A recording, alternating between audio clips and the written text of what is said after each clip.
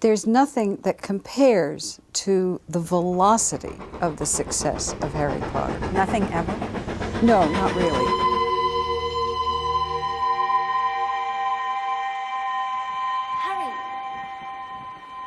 Harry, you all right? Set! And background action! Action! As an interesting film, do you think that he would be successful going into? I think it would, if it were done right. I think it could make a great film. Yeah, but and okay, if it was done right, yes, that would be wild. That would be wonderful to see it as a film. But I wanted to write books. Do you know what I mean? So my absolute ambition was not Hollywood. My absolute ambition was to sell loads of books. Spawning a franchise that would go on to have as immediately influential of an impact on the film industry as the books had on theirs, Philosopher's Stone had some mighty shoes to fill, and, much to the amazement of critics and casual moviegoers alike, delivered in every way that mattered for building the foundation this series needed going forward.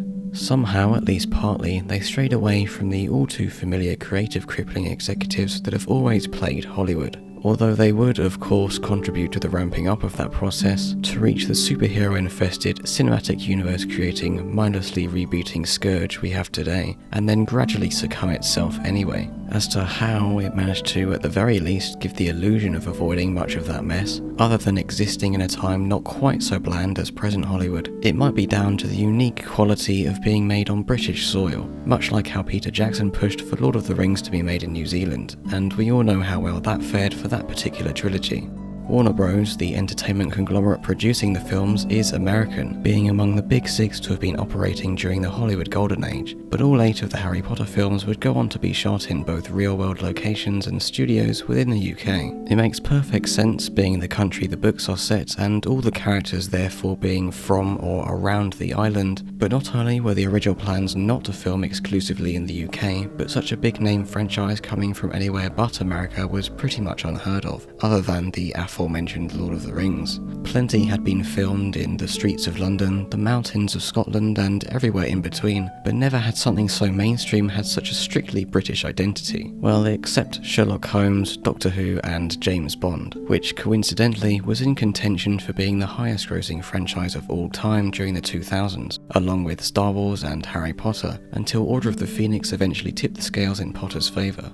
Phoenix grossed almost $1 billion at the box office, which, whilst not quite up to match with the peculiarities of James Cameron or the titanically expensive soap opera of the Marvel Cinematic Universe, was still mightily impressive by 2007 standards. Though, mind you, with that $1 billion, Warner Bros. Still reported a monetary loss on the basis of creative accounting. Anyway, back to the year 2000, where the contracts were turning out to be a hard decision of whether or not to sign on for all involved. Initially planning for the full, at that time, 7 films, and made no more easy by Rowling's request that the cast be made up of entirely British actors. But once the contracts were changed to plan for just 2 films, with filming taking place in the UK rather than in America, it all started slotting into place, and Rowling's contributions would continue throughout the franchise's run, during half of which she was still writing the last few books. Her oversight on Harry Potter, later rebranded to the Wizarding World, would eventually extend to her being in the screenwriter's seat for Fantastic Beasts. To say nothing of the quality of those films, it's interesting how in the early years Rowling was given such a position of authority from the get-go, considering how new she was to even the novelist scene at the time, let alone the filmmaking one.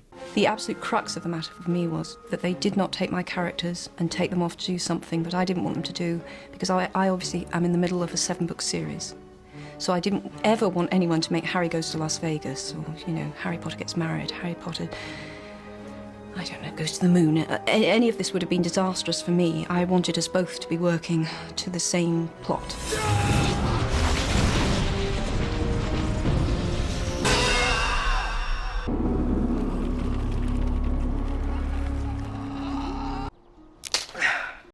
Her position as a screenwriter and producer for what is for some reason planned to be 5 Fantastic Beasts films, making her in every practical sense the sole arbiter of the direction of one of the most profitable entertainment brands of all time, is certainly something.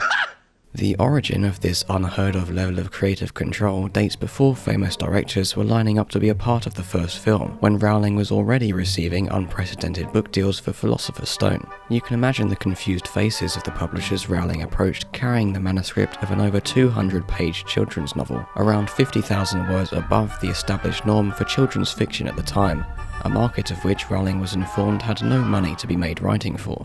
We were very excited about it in the agency, but it was a very difficult book to sell. And then quite a large number of publishers turned it down. It was too long, it dealt with going away to school. Obviously, I must have really believed in the story, and I did. I really believed in it. But it was more a feeling of, I have to do right by this book. I have to give it my best shot. It's reasonable enough that in conversations for the publishing of this book that broke all current rules of children's literature, Rowling would claim to not be doing so for money but for herself. But what's actually commendable is her being already in the process of writing the follow-up novel Chamber of Secrets when Philosopher's was first being released with a print run of only 500 copies.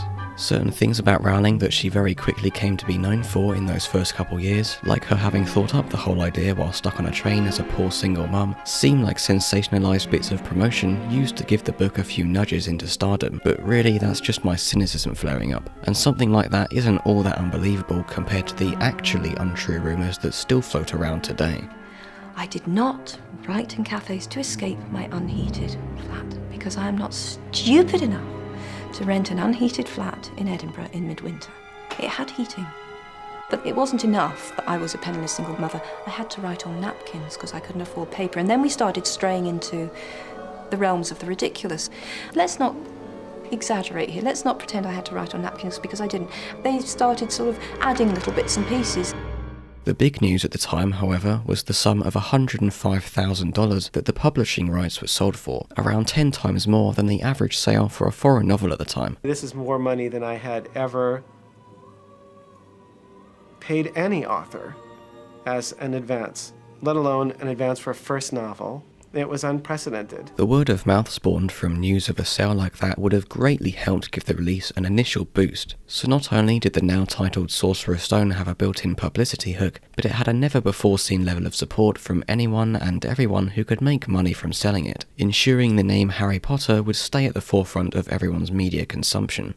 Soon enough, the true extent of the cultural impact, the influence on fandoms both on and offline, and the 180-degree shift within the publishing industry would come to light. It's no wonder that by the time the fourth book was being published, a year before the release of the first film, that special parties were being held in bookstores and libraries across the world. Oh, well, you caught me. Okay, the truth is, everybody loves these books, big people too. Peter got to me, have you read the new Harry Potter book, Stu? Scared if you read it? No, I haven't read it. Because I'm a 40-year-old man. It could hardly be considered a gamble at this point, but Warner Bros. Followed the example set by Scholastic and bought the rights to make films out of the first 4 books for a reported £1 million, although other sources have said Rowling signed both the film and merchandising rights for less than that. Even if we don't know the exact amount, the point still stands that Rowling took an offer well below the figures other studios were prepared to give her, or anyone would have dared to give her after the brand's popularity shot past any reasonable estimations, because it allowed her a greater input in the interpretive choices that would be made in the adaptations, as well as in any future brand endeavours like spin-offs or theme parks. She even apparently declined working with Steven Spielberg, whose visions of an animated franchise quickly fell through after they were too far removed from her own. So suffice to say, she wasn't willing to take a back seat to any blatant studio meddling, or any director's attempts to make something out of her books that in her eyes they had no business being. I mentioned earlier how Harry Potter and Lord of the Rings, sharing an attribute of being made outside of America, played some part in each of them feeling different from other big budget productions, but the real reason for that is in the convergence of individuals who worked well together to bring their passion to the table. Rather than looking for an easy money-guaranteed gig, producer David Heyman actually came from reading Philosopher's Stone in its unpublished manuscript form, cashing his ticket in to be a part of any possible future productions before it ever became a success. Heyman stuck with the films all the way through amongst changing directors, writers, and plenty of other faces. But one of his earliest and most notable contributions was ensuring Daniel Radcliffe came in to audition for the titular role. Radcliffe's name came up as a suggestion from Chris Columbus, an American director who caught Rowling's interest himself after noticing the story's dark progression between the first and third book. At the time, he was planning, like Heyman, to see the films through until they adapted all the books, including those as yet unreleased, snatching the job no doubt due to his experience working with child actors on Home Alone, but also because of his unusually enthusiastic pitch, where he went so far as to write his own version of a script. First comes the source material, then various boardroom executive meetings and signings of administrative documents, and then they secure the screenplay from their chosen screenwriter. So Columbus writing his vision for the film was really the thing that made him stand out amongst an A-list lineup of directors. A great part of the feel of a movie rests in the director's hands, and in an industry where the screenwriter often becomes a forgotten component of the production following his or her completion of the script, Columbus chose to instead closely collaborate with Steve Kloves. Add to that his welcoming of involving the original novelist, as well as the fact the book series was still ongoing, and you had a recipe for a production quite unlike anything anyone was familiar with. The freedom to exert perhaps more influence on the Potter films than is usual when a book is adapted for the screen was granted to Rowling, as David Heyman noted, for this unusual circumstance they chose to start the franchise in. As Steve Kloves himself put it, "No, you were very direct. You were very respectful, but you were very direct, and I thought this is a good thing, and I thought it was going to be good for us, because I think there are a lot of writers of books who are just happy to have a deal with Hollywood. You were respectful of everyone, but I think you weren't just going to sit there and let someone say something foolish." Yeah, I mean, I think for me, it was just simply, I didn't know how it would work. Writing this was a bit like being Bob Woodward and All the President's Men, and instead of meeting in a garage, I would meet deep throat in cyberspace, which is you, and I'd say, and you would say, instead of follow the money, you would say sort of follow the character. Where are you? Stuck. The story has stalled on us. And you thought I'd help?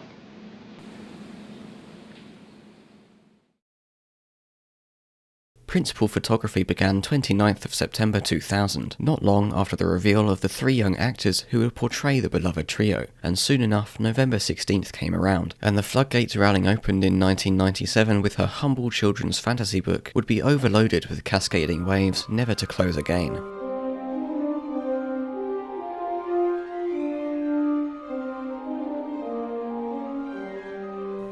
Rather than starting as the book did by following Vernon Dursley on his way to work, walking amongst oddly dressed people celebrating Voldemort's demise, the film places us right into the serene night that 3 wizards would start Harry on his new unforgiving life, a choice that works greatly in favour of investing you in this world through its cosy atmosphere and through a fascinating first impression of its characters. Dumbledore, McGonagall and Hagrid instantly seem like larger-than-life personalities in their own unique ways, something which the book's scene featuring Vernon's judging perspective of these strange cloaked individuals wouldn't have been able to capture. Whenever we see the streets of Muggle society later on, it's always through the eyes of a witch or wizard who will continue to show up and add to the story, and the only thing the Vernon scene would have set up would be the instant fame that was associated with the name Harry Potter. Something we get later on anyway when the boy himself enters the leaky cauldron. It might have been funny seeing some of Vernon's reactions to the peculiarities around him, such as a cat reading a newspaper, who we later learn was likely McGonagall scouting the place they would take baby Harry that night. But a comedic tone wouldn't have provided the right hook to start this film off with. The opening needed that feeling of being instantly warmly hugged by the magic of this world, almost as a teaser for how that same otherworldliness would pick up where it left off half an hour later.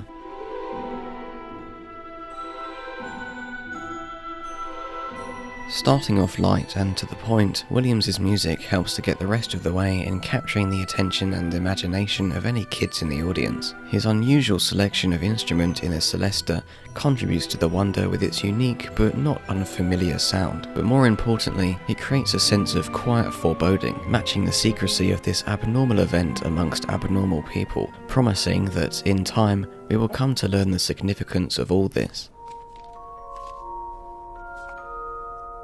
By repeating this melody in different variations throughout the opening scenes, it is quickly established as the theme of the whole film, both narratively and as an identifier of anything to do with Harry Potter. So synonymous with the series would it become that it is still used profusely in promotional material today, and composers who would go on to work on the films that followed Williams' departure would pay homage to it in their soundtracks as well. As a leitmotif, it is deeply associated with Harry as a person, but by extension it becomes the symbolic sound of that innocent magic that these first two films capture so well, used whenever some essence of magic penetrates the mundane happenings of Harry's lonely Muggle life.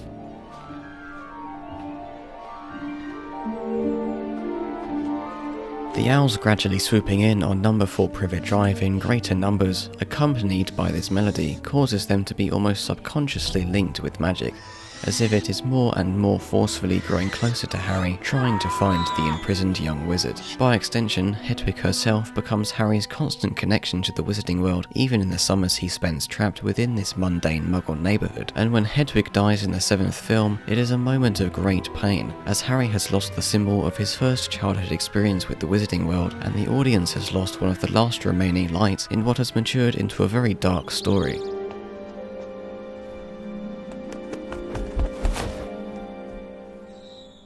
Williams uses a number of other leitmotifs throughout his Romantic era-inspired score, composed of over 70 minutes of original music to accompany nearly every moment of the film's 152-minute runtime. Even if the score was composed as such out of necessity for its young audience, he could construct each track, including the variations of songs, around the unique happenings of every scene, from changes in mood and tension, reactions in the actors' performances, or the movement of objects within the frame.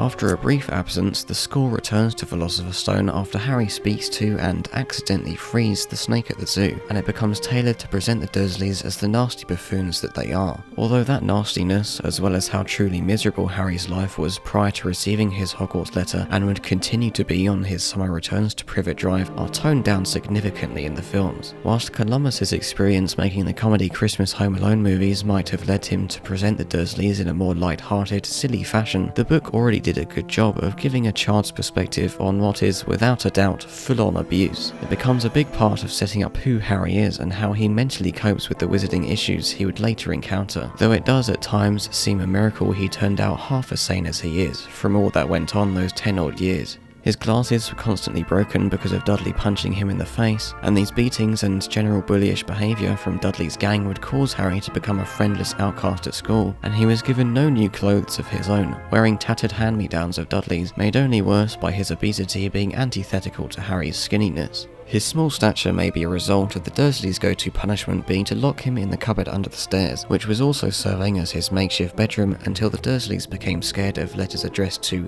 the cupboard under the stairs. If that's not enough, there's the meals he was given, if he got anything at all, being leftover scraps, and to think that most of this came about from a few random pieces of magic Harry started to exhibit on his way out of infancy. The years standing up for himself, dodging the reach of Vernon's arm, ducking under Petunia's swinging frying pan, or running away from Dudley and his gang, also act as explanations of Harry's athleticism and his intuitive ability to spot and succeed in dangerous situations.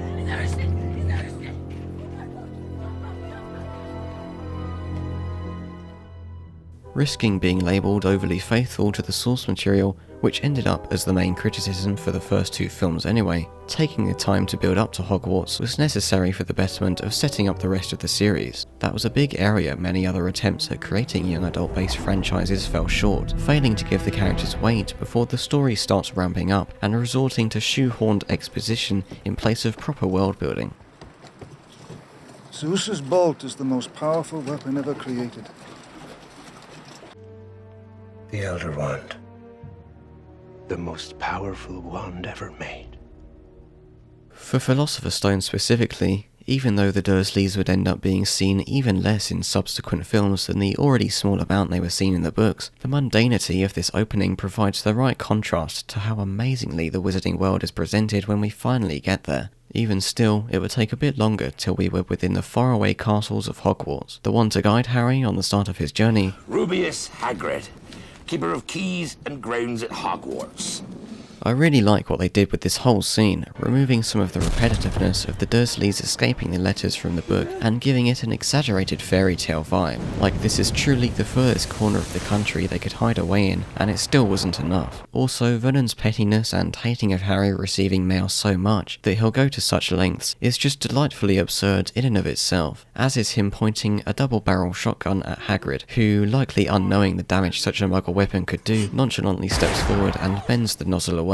Another great change to this scene is Hagrid's reaction to Vernon calling Dumbledore a crackpot old fool. Never insult Albus Dumbledore in front of me. When someone responds with this deliberate, careful tone, you know they mean what they say and that they're not just losing their temper.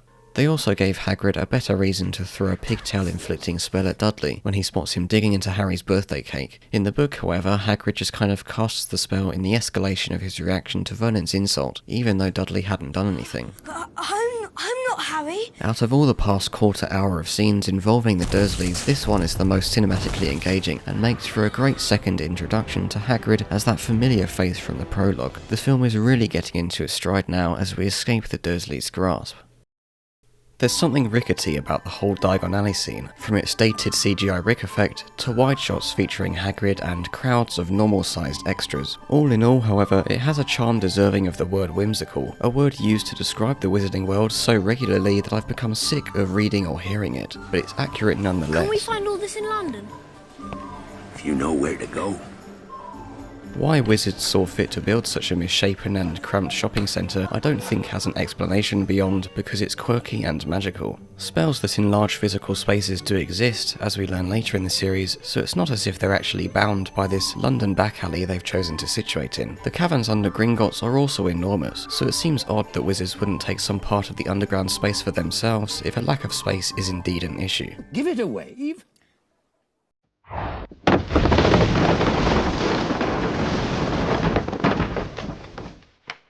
Apparently not. This sequence of Harry buying some school supplies, including an experience with Ollivander's questionable business practices, features some big plot developments and world-building tidbits that are important for the story in the films to come. We see the Philosopher's Stone, which isn't mentioned again until an hour and 40 minutes in, and the large stack of coins in Harry's vault, which he inherited as the last surviving member of the Potter family. We learn about how wands may match one wizard better than another, an element of so-called wand lore which only makes less sense as the series goes on, and that the Nimbus 2000 is the newest and best broomstick used by players of Quidditch, whatever that is. Also, for Harry's 11th birthday, Hagrid brought him an owl, which better fits the main character than a toad would, I'm sure you can agree. But most importantly, we learn who Voldemort is and what he did, specifically Harry's miraculous survival of the same killing curse that killed his parents. This exposition comes from Hagrid inside the Leaky Cauldron, but in the book Harry actually learnt of his parents back in the island shack, in front of the Dursleys. The quiet atmosphere in this different location benefits the weight of the conversation, and having its own scene focuses how important it is to Harry's character without getting caught up in the events of the shack, Dursley bickering besides. Whilst on that topic, they took the liberty of straight up ignoring the book's idea of having Harry go back to live with the Dursleys for the last month until the school term actually starts in September. If you can ignore the fact that in the film's version of events this means Harry and Hagrid were walking around London for an entire month between Harry's birthday and the start of term, then it's clearly the better choice in terms of pacing. It makes for a bit of an awkward cut between the stingy Leaky Cauldron and King's Cross Station, but it's easy enough to imagine the month of August disappearing and that Harry and Hagrid just walked over there after exiting Diagon Alley. Now by this time the fourth book had already come out, so the films had some opportunities to plan for magic existing that wouldn't appear until then. Having said that, apparition wasn't introduced until Half-Blood Prince, when Dumbledore took Harry to the house Slughorn was hiding in, and Rowling, being the tight-lipped author that she is, likely wouldn't have told the filmmakers about this piece of magic if she had it planned at all. Half-Blood Prince also made it seem the tradition was that wizards learned to apparate during their 6th year, having dedicated lessons in the Great Hall to do so. But Hagrid was famously expelled from Hogwarts in his 3rd year. Just a little nitpick of them wanting to give his departure a bit of cliché mysteriousness, even though it makes no sense magically or physically, since apparition clearly makes a noise, and without it, there's no way Hagrid could exit so silently, being as big as he is. Even ignoring these things, it just seems a bit rude to leave Harry there alone mid-sentence. I guess we can use it as the first of many instances where Hagrid proves himself mightily irresponsible, because if Harry didn't by chance come across the Weasleys on their way to platform 9 3/4, then he might very well have missed the train, missed meeting Ron and Hermione, and then, after Dumbledore personally teleports him to Hogwarts, dies in pursuit of Voldemort with no friends to help him. Anyway, we get to see a whole bunch of new characters, but the main focus is on seeing the first interactions between Harry, Ron and Hermione. As the first scene in the film where child actors are left to themselves without the guidance of seasoned veterans, it was important that things went well enough for the prospect of this franchise continuing to be believed.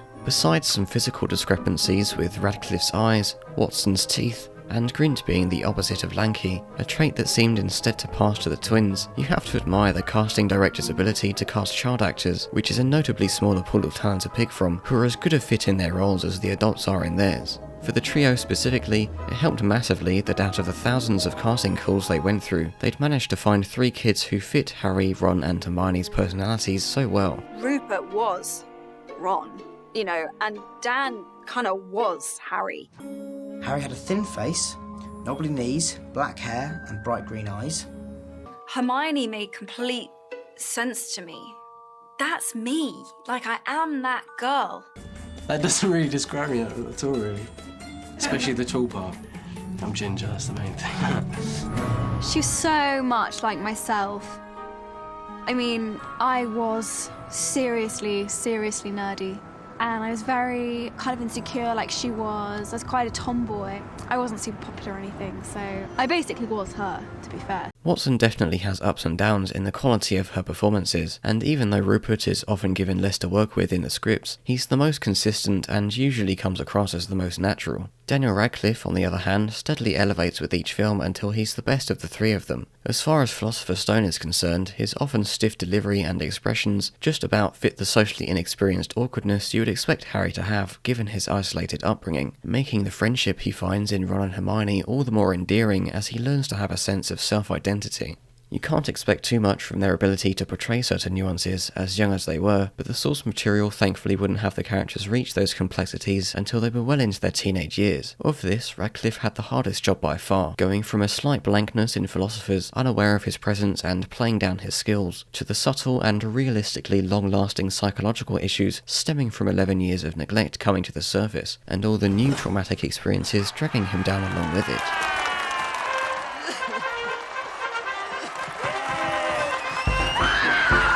As we move into scenes around Hogwarts, there come more opportunities for the immense talents of Britain's finest theatre actors to pick up where any youngsters drop the ball. Hagrid would reprise his role as our lovable, loyal guide into this world, but the upcoming array of different personalities would introduce us to a whole new side of the wizarding populace. Now, in a few moments you will pass through these doors and join your classmates, but before you can take your seats, you must be sorted into your houses.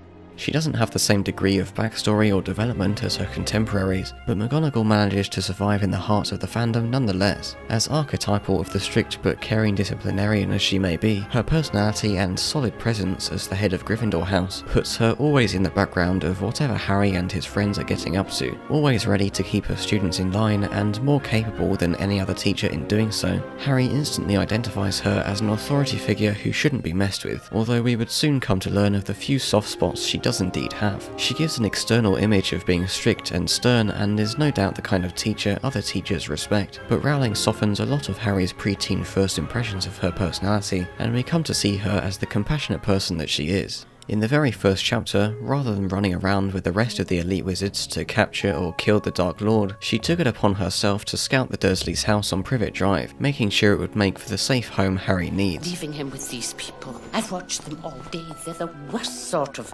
muggles imaginable. Of course we know that whilst it may have been safe from Voldemort, it didn't make for the most accommodating of childhood homes for Harry, and McGonagall's questioning of Dumbledore's decision to place him there is the first indication that, beyond having Harry's best interest in mind, she wasn't afraid to speak up for what she thinks is right, even to the likes of Dumbledore. So stalwart does she stand by her principles that when other heads of house are coddling their students to gain points, she'll punish her students more harshly than any other. In the books, when Harry and Hermione are caught out of bed attending to the dragon subplot, she deducts 50 points from Gryffindor for each of them, knowing that it would sour their chances of winning the House Cup. The film changed the narrative for their being out of bed, but needing a reason for Harry to end up in the Forbidden Forest, kept in the trio being snitched on by Draco and then punished after their capture. Though Malfoy's presence doesn't add much to the scene, the collective punishment certainly not acting as a bonding experience with the Slytherin boy, the fact that he is there and that McGonagall punishes him too, in spite of his sucking up to her authority, says a lot about the kind of teacher she is. Now what would 3 young Gryffindors such as yourselves be doing inside on a day like this?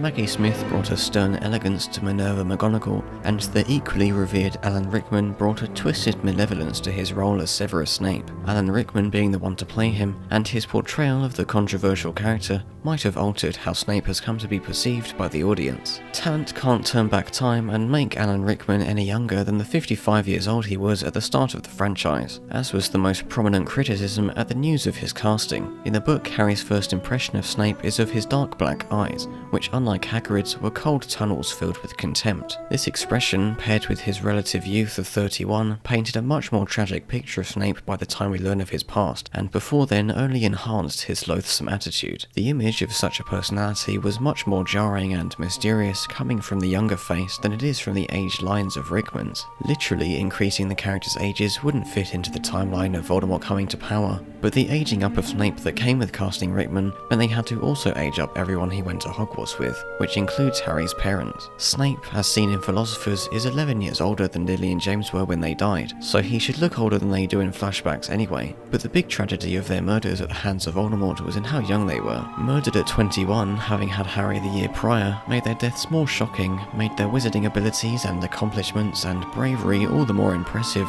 and made it so Harry, the older he gets, relates and compares his own Hogwarts experiences to the ones they might have had. For the most part, people are forgiving of this specific adaptational inaccuracy, as its distractingness is reserved to the few occasions Lily and James actually show up, and Rickman gave such a grade A performance across the films that he has become synonymous enough with the character for people to be unable to raise his image as it. One of the things people praise in Rickman's performance is the calm antagonism with which he speaks and moves, in ways that make those traits seem ingrained in who he is, rather than the result of an obsessive grudge directed at Harry. The book definitely put more emphasis on just how nasty Snape was to those he disliked, but things like his petty attitude concerning house points seem overly juvenile for an otherwise serious person, and completely narratively dissonant from his role as a double agent, so I'm glad the films progressively cut down on that. The short of it is that despite Rickman's general demeanour fitting the character so well, the exclusion of much of the psychological warfare he was always waging on Harry removed the key reasoning for such animosity between them, and ultimately lessened the impact of his plot twist. But that's also one area Rickman was given the opportunity to excel in that wasn't given to any other actor in the series. Because Rowling was the one to recommend him for the role, and Rickman initially declined for fear of being typecast as the meticulous villain, she convinced him with a hint at what Snape has eventually revealed to have been all along. As such, Rickman was able to leave little nuances in his performances from the very beginning, a privilege that would have definitely helped the actor of another important character in setting up the morally ambiguous events of his past. Dumbledore is the mastermind of this whole plot, but you wouldn't know that from the first few books. In fact, like Snape, his true motivations don't come to be realised by Harry until after his death in the 7th and final book. In an alternate reality, where Richard Harris doesn't die shortly after finishing Chamber of Secrets, it would have been really helpful of Rowling to give him an equal spill of the secrets behind his character as she was willing to do for Rickman. Even Columbus was unaware of the secret about Snape, questioning why he was doing some of the weird things in his performance, but I don't blame Rickman in the slightest. This was completely on Rowling to deliver, as even in her supposed collaboration with screenwriter Steve Kloves, she was keeping him in the dark on any of the details in as yet unreleased books. I feel incredibly apprehensive always. I think 90% of feeling apprehensive is because I have to go back and look at my work as well. Can you understand that? So, yeah, see, and you really are going back because you're so far beyond. You were always so far beyond where we were. As Dumbledore, Richard Harris came across as really, really old, which I guess is fitting if he's coming from the perspective of an 11-year-old, and fans fondly remember his warm, grandfatherly portrayal, but whether it actually fits the character, knowing what we do after the series' end, is up for debate. To say it would be hard finding an actor who looks old enough for the part, while still being able to do some of the more physically demanding things Dumbledore is known for, is putting it lightly. The books made it clear that he was an old man only in looks, not in personality, and his physical and magical prowess far extend what you would expect anyone of his age to be capable of. Suffice to say, as much a part of the enigma of Dumbledore is in how he is as well as who he is. Harris did a great job delivering the emotionally collected sentimentality of the part, but only playing it for the first 2 entries meant he didn't have the chance to explore the range Michael Gambon would. As to whether Harris would have been able to adapt his wise old man Dumbledore into the deceptively intimidating wizard Harry would eventually see him to be, we can only speculate. For the childishly subjective look we get at him in Philosopher's Stone and Chamber of Secrets, however, Harris hit the mark with becoming the tender-hearted mentor who treats Harry and his friends with sincere respect. Being the foundational entry, you would expect Philosopher's Stone to be more concerned with showing magical lessons and day-to-day student life than later ones, but that's not really the case. The books only improve at describing Harry's experiences as a Hogwarts student, and lessons in later years at least feel more naturally ingrained into the plot, rather than being blatantly treated as flavour-of-the-month video game mechanics that cease to exist outside their own relevancy. To start us off, Harry and Ron are running late to their Transfiguration lesson with McGonagall, although without the addition of Peeves the Poltergeist being the reason for their lateness. The film cuts out Peeves entirely, though efforts were made to adapt him, instead showing the 2 troublemakers running through the corridor. They seem to know where they're going well enough, so I assumed they had the misfortune to oversleep for the first lesson of their first day of school, until McGonagall transfigures herself out of cat form in front of them, and Harry makes the excuse that they did in fact get lost, and that's all we get to see of Transfiguration. We cut to the stingy smokiness of dungeon-dwelling potion-making, where Snape's unnecessarily abrupt arrival gives the immediate impression that he wouldn't have been quite so forgiving as McGonagall was, had Harry and Ron been late to his lesson instead. This scene is still quite short, although if you don't count the time after Madame Hooch leaves her own Quidditch class unattended, it is still the longest of all the shown lessons in the film. The reason why is that it more or less establishes Snape's entire personality, and the blatant bias against Harry that goes along with it.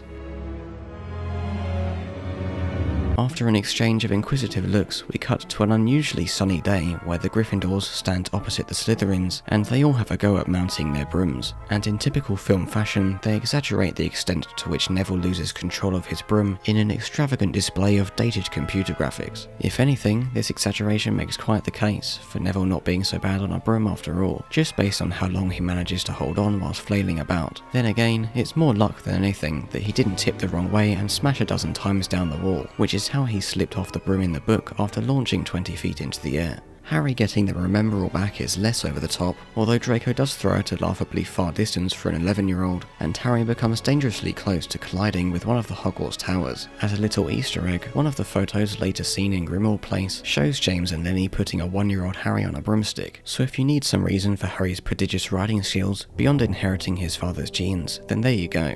On their way back to the Gryffindor common room, the staircase they're walking up moves, sending them to the floor that leads to the underground chambers where the stone is hidden. It was unlucky that Filch and his cat just so happened to show up at that moment, but the decision to run through the corridor and into a random room, even after Hermione made them well aware of where they were, was a weird one. But the book tells a different story. Draco challenges Harry to a duel in the trophy room that night, and Hermione, having overheard them, tries to convince them not to go because it would lose points for Gryffindor. This is where Harry and Ron really see Hermione to be nosy and interfering, setting her up to be friendless and crying in the bathroom for the troll incident. Unfortunately for her, in her efforts to convince them to stay, she followed them out through the portrait, and when it closed behind them she couldn't get back because the fat lady was gone. They find Neville sleeping on the ground outside the portrait, having come back late from the infirmary and forgetting the password, so 3 becomes 4 and they go off to find Draco. It soon becomes clear that Draco not only bailed on the duel, but tipped off Filch that somebody would be lurking around the trophy room that night. In the film, the entrance to the 3rd floor corridor itself is unlocked, but in the book, in their evasion of Filch, Hermione unlocked the entrance leading from the Charms corridor. She does unlock a door in the film, but at that point, according to Hermione, they were already on the 3rd floor. We're not supposed to be here. This is the 3rd floor. It's forbidden. The giant three-headed dog visually makes for a good guard for the underground entrance, never mind how they physically got him in there. But why the door wasn't enchanted with a strong enough spell for a first year to be unable to unlock it is a major oversight. It's these kind of things that start to give you the impression that maybe Dumbledore, in all his power and wisdom, just straight up wants to lead students into danger. We see Harry and Oliver do some early morning Quidditch 101, and then we head into Charms with Professor Flitwick, where they learn Wingardium Leviosa. The film excludes any herbology with Professor Sprout, history with Professor Binns, or defense against the dark arts with Professor Quirrell, and so the lessons end here with Flitwick, around 20 minutes from the time they began. Halloween is the point at which Harry and Ron really start becoming friends with Hermione, the two boys with barely a whole spell between them running off to save her after a troll breaks into the castle. There are so many powerful wizards gathered in one place to go in their stead, but it's also absurd that we just have to accept it, like Hogwarts only exists as one massive escape room type playground for the trio to run around and solve. The defense against the dark arts teacher shouting hysterics into the Great Hall really should have raised some red flags as to his teaching ability. Nothing is ever mentioned of it, but once news got out that Ron beat the troll with a basic levitation charm, it can't have been good for the reputation of the professor, who fainted at the mere thought of facing it. Nobody, besides some suspicions from Snape and Dumbledore, would have known his whole stuttering nervousness was an act, and that within his turban he homed the Dark Lord, after all. The ineptitude of the Hogwarts professors is an issue that seems more prevalent in the early films, but that might just be a mix of us seeing events from such a young perspective, and the fact that the trio are so young, making the things they have to figure out and fight against all the more ridiculous.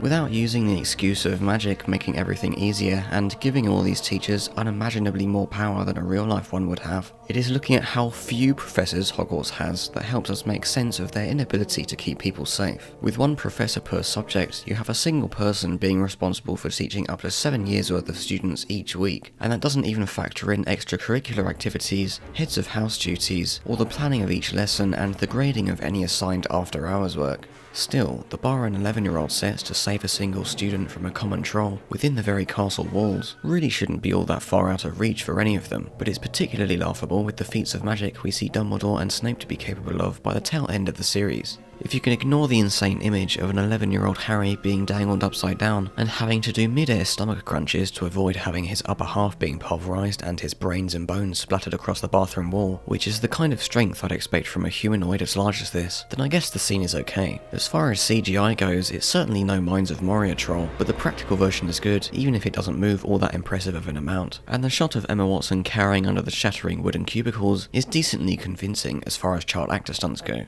With a light bonk on the head, the troll falls to the ground, and the adults swarm in to witness the 3 students responsible. Harry and Ron had gone to get Hermione, and it was just a stroke of misfortune that the troll decided to wander into the bathroom she was crying in, so they weren't expecting to face the troll when they separated from the evacuating students, and this is more or less the only justifiable reason for them to have not asked the nearest teacher for help instead. Why then does Hermione decide to lie about wanting to face the troll herself makes no sense. I went looking for the troll. I read about them and thought I could handle it. But I was wrong. It's not as if she was covering for Harry and Ron in any way, since the two of them saving her wouldn't have changed whether she intended to encounter the troll or not. Of course it turns out to be for narrative reasons, as painting herself in a bad light apparently gives Harry and Ron reason to believe that she favours their friendship over sucking up to the rules, which have been their impression of her since first meeting on the train. What a friend's fool.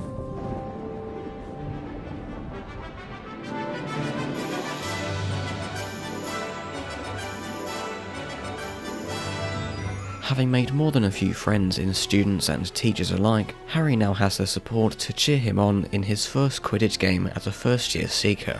If they're not using it as an excuse to come together as a community, then I'm not sure the sport itself is good enough to warrant the amount of love the Wizarding World has collectively decided to have for it. Even McGonagall is crazy for Quidditch, and although she is an undeniable Gryffindor patriot, I didn't quite take her to be the sport fanatic type. Quidditch is nonsensical enough that there's no way it would become a nationally prominent sport in real life. If Muggles knew of its existence, they would be quick to tire of its magical spectacle, but surrounded by magic every day of their lives, a great deal of which is more impressive than anything that goes on in Quidditch, wizards don't even have that. I guess, like most everything else to do with how the Wizarding World functions, it's supposed to be over the top with strangeness and hazardous spectacles, as a rejection of the comfortably boring lifestyle Muggles like the Dursleys symbolise, a fairy tale refuge hidden hidden behind smoke and mirrors and home to a society of misfits, but up to date on modern ideas of entertainment and safety it is not.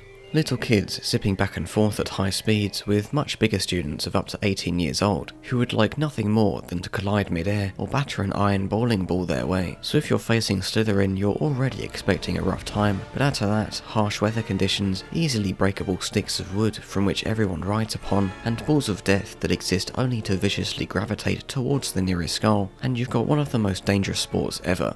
Oh, and they're also always flying 30 to 40 feet into the air, and should they fall, there's nothing but sand to catch them. The least Dumbledore could do is cast a Wingardium trampoline on the entire stadium floor, or a horizontal barrier which activates levitation on anyone who passes through it, or discounting magic entirely, just order the installation of an elasticated net to catch anyone should they fall. Anything would be better than just watching as they hurtle towards the ground, wondering how many bones they're going to have to regrow in the infirmary that night. The only time we see someone actually interfere with a game is when Dumbledore saves Harry from falling 1,000 feet through thunder and lightning, but that doesn't count since it was the work of Dementors. All I'll say is, on top of all the other injuries Madame Pomfrey has to deal with from various magical blunders happening day and night, they better be paying her a hefty salary. Or maybe that's not such a worry when the entirety of Hogwarts employs less than 15 people. Books as far as Half-Blood Prince do have Quidditch matches, sometimes even multiple, and sometimes ones that Harry isn't even participating in for one reason or another, but they're never as adored by the Hogwarts residents as in the first 3 books. That might be because Harry's motivations changed, but it's more to do with the return of Voldemort changing the narrative direction and the tone of the world in a way that doesn't fit glorifying the comparatively insignificant sport of Quidditch.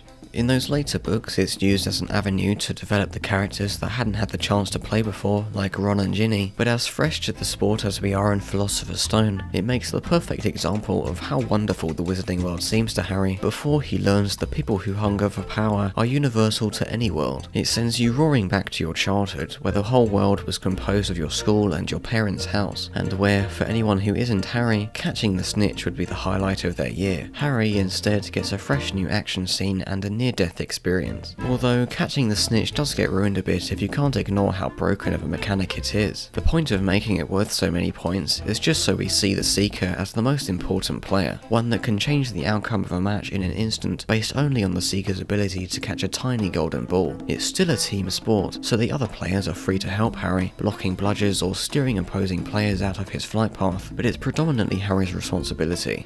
And that all sounds a lot like a certain other storyline he exists at the centre of. Although the film cuts the book's second match, which features a minor brawl breaking out in the stands, including Ron granting Draco a black eye and Neville being knocked out by Crabbe and Goyle, it doesn't cut the tampering going on with Harry's broom in this first match. As Hogwarts' resident red herring, this is suspected to be Snape's doing, and Hermione very daringly sneaks over to the Slytherin stands and under the bench Snape is sat on to light him on fire. The match ends, and concerned over their belief that Snape is trying to steal whatever Fluffy is guarding, the trio consult Hagrid, and Hermione makes the not-so-convincing argument that she knows a spell when she sees one because she's read all about it. I know a spell when I see one. I've read all about them. Trying to throw them off the scent, Hagrid very clumsily blurts out the name Nicholas Flamel, and now our trio have the hope to be well underway on their investigation. Although if Hermione really has read so much, I'd expect her to instantly recognise the name of the person who invented everlasting life. Exactly. For all its shortcomings in plot or world building, Harry Potter is ultimately as successful as it is, and people care about it as much as they do, because it lets them hang out with a cast of lovable characters in a fantasy land not so far removed from our own. A huge benefit of being set at a school and of the fantasy world coexisting with the Muggle one is that relating to the experiences Harry and his friends go through isn't such an outlandish thought, and that point is made no clearer than on Christmas break at Hogwarts. Fresh off the cusp of the exhilarating action of Quidditch, Harry's Christmas break brings everything to a pleasantly warm pace and gives him the breathing room to grow as a person. The cosy nostalgia of Harry waking up on Christmas morning to his first ever presents, and Ron, who decided to stay and make merry with his best friend instead of going home for the holidays, being right alongside him to share in that delight, is probably the most fondly remembered scene in the film. The book did show more of the festivities, with a Christmas dinner and Fred and George making Percy hang out with them in their all-new Mrs. Weasley made jumpers. The most important thing was seeing Harry open one present in particular, just the right artifact to aid in unravelling the ongoing mystery.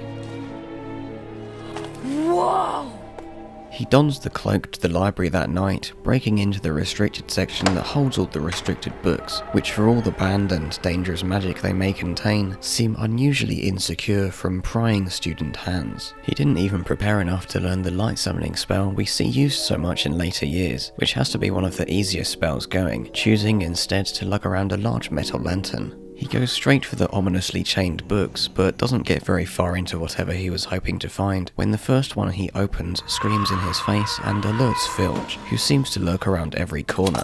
Show yourself.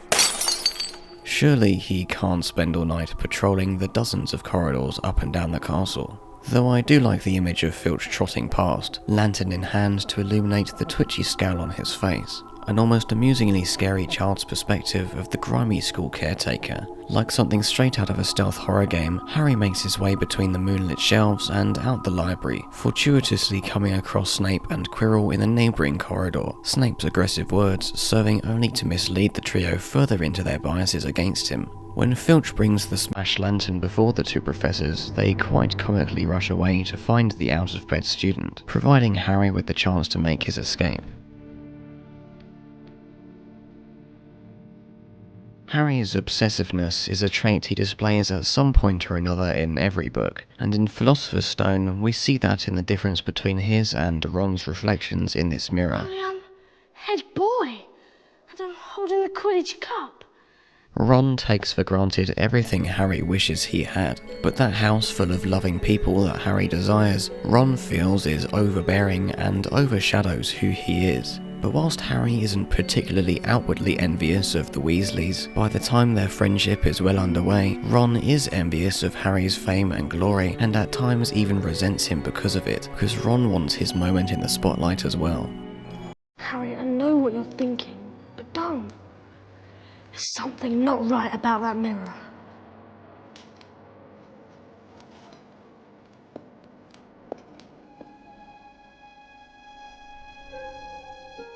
Dumbledore explains what the mirror does and convinces Harry not to seek it out again. But why was Dumbledore in this room in the first place? And did he have other intentions with the mirror other than using it to protect the stone? His backstory becomes a big part of the 7th book, causing Harry to question what Dumbledore's motivations were all along, knowing that he succumbed to the temptation of the Resurrection Stone in the hopes of reviving his sister Ariana, and by his own words being always tempted by the pursuit of power. It's interesting to think that Dumbledore might not have found Harry intentionally, but been seeking the mirror himself when he came across Harry by chance. Perhaps when Harry entered the room, Dumbledore was already standing there invisible, gazing into the mirror, as he had been for who knows how many sleepless nights. Dumbledore says that hundreds before Harry had discovered the mirror, some of which had succumbed to obsessing over their reflection. But what if, only after becoming obsessed himself, did Dumbledore understand the true dangers of its effect on those who seek it?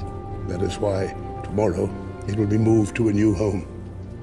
And I must ask you, not to go looking for it again. It does not do to dwell on dreams, Harry, and forget to live. I had you looking in the wrong section. How could I be so stupid? After Christmas break has ended, the trio find out who Nicholas Flamel is and what he created that is now being protected underneath Hogwarts. They rush off to Hagrid's hut without using Harry's new cloak for some inexplicable reason, hoping Hagrid will blurt out some new piece of information for them, or otherwise try to convince him that Snape is the one trying to steal the stone. Oh. Poor Hagrid, who was just trying to unhatch his newly won dragon egg, has to entertain 3 11-year-olds accusing a teacher they don't like of a crime. Of course nobody was going to take them seriously. We get to see the baby dragon, and Ron mentions how his brother works with the beasts over in Romania, and other than that, the entire subplot is cut out. But this is definitely an exclusion that makes sense. The dragon felt like it was written into the book because it's an animal we all conflate with fantasy, and Rowling needed another reason for them to be out of bed at night so they could finally get caught, having crept the corridors undiscovered all book long. The arrival of Charlie Weasley in the book also diminishes the notion that Hogwarts is at all safe from outside offenders, if anyone can just swoop in undetected and then fly away freely, dragon in hand. As usual, it would only make sense if Dumbledore was aware of the whole situation involving the dragon and allowed it to happen. But we still need the trio to get caught and given detention, so Draco appears in Hagrid's window. After spotting him spying, the trio decide that the best course of action is to waltz straight back into the castle, and lo and behold, McGonagall intercepts them, Draco smirking by her side. Why he didn't go straight to Snape instead is a bit thick on his part, but whatever. In the sequence of events leading to Hermione and Harry passing off the dragon to Charlie, Ron wasn't present because he was in the hospital wing recovering from an infected dragon bite, and Neville got caught and given detention along with them in trying to warn them of Draco's approach. And all that just so Hagrid wouldn't get in trouble about a small little dragon, as if Dumbledore couldn't make whatever new animal-related issue of Hagrid go away single-handedly. Nevertheless, none of that is nearly as distracting as the decision for all of their detentions to be taken in the Forbidden Forest, a place professors have adamantly expressed was out of bounds for all students, for it is home to all manner of dark creatures. We start the scene with Filch escorting the trio and Draco down to where Hagrid is waiting for them. He's pretty unpopular compared to how much people love the other characters, but he also doesn't really develop in any way. Nighty-night.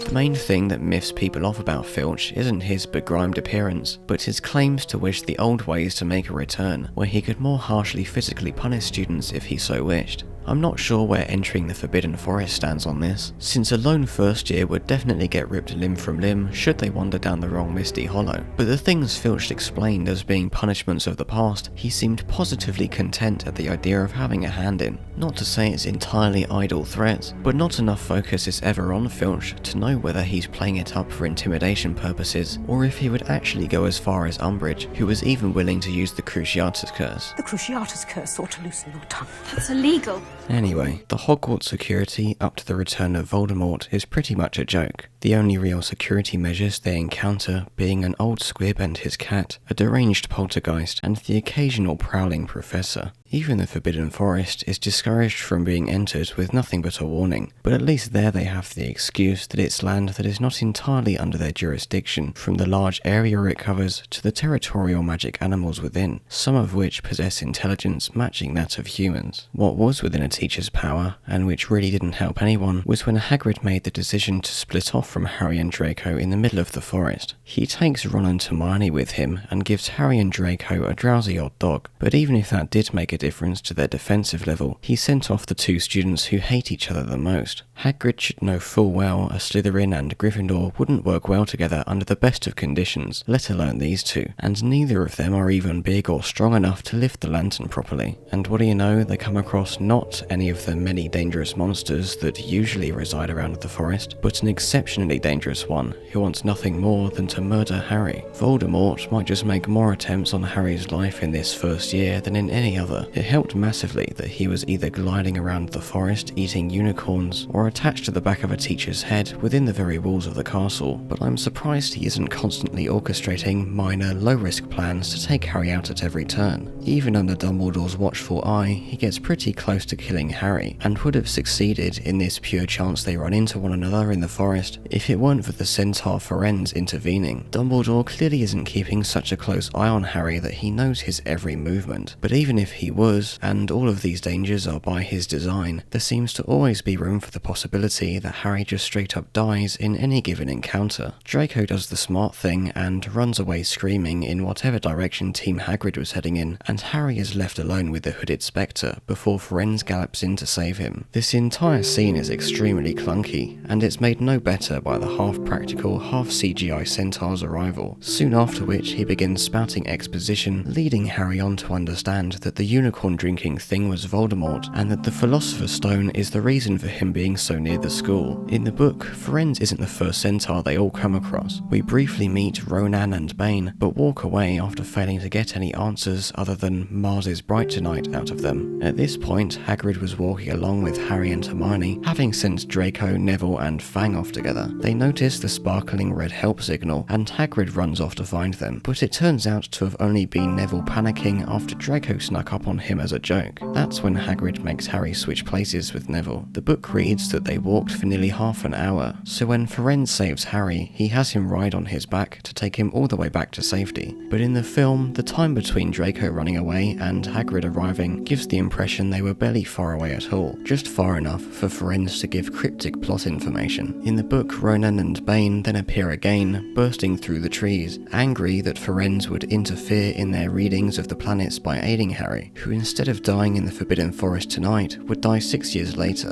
and it's on Harry's ride back atop Firenze that they ruminate about Voldemort, the travelling time helping mask how expository the conversation is much better than standing in the very clearing where Voldemort was just seen. You mean you-know-who's out there right now in the forest?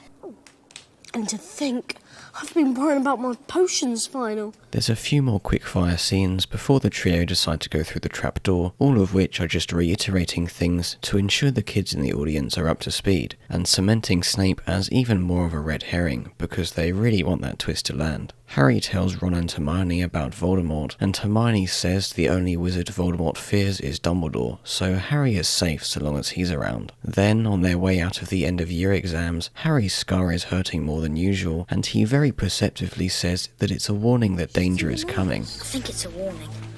It means danger's coming. Hagrid, who gave you the dragon egg? What did he look like? I don't know. I'm not sure what to make of Hagrid playing the film's theme on a flute, but upon seeing him sat in front of his hut, Harry has an epiphany about who Hagrid has been talking to about magical animals, clearly having realised how easily Hagrid lets slip secret information, and he then does just that by telling the trio how to get past Fluffy. Jag ser så fel med det bemärkt. Och man ser fel fel. Men man kan då höra att se mera det första nästa. Det ser jag med råstjärnan.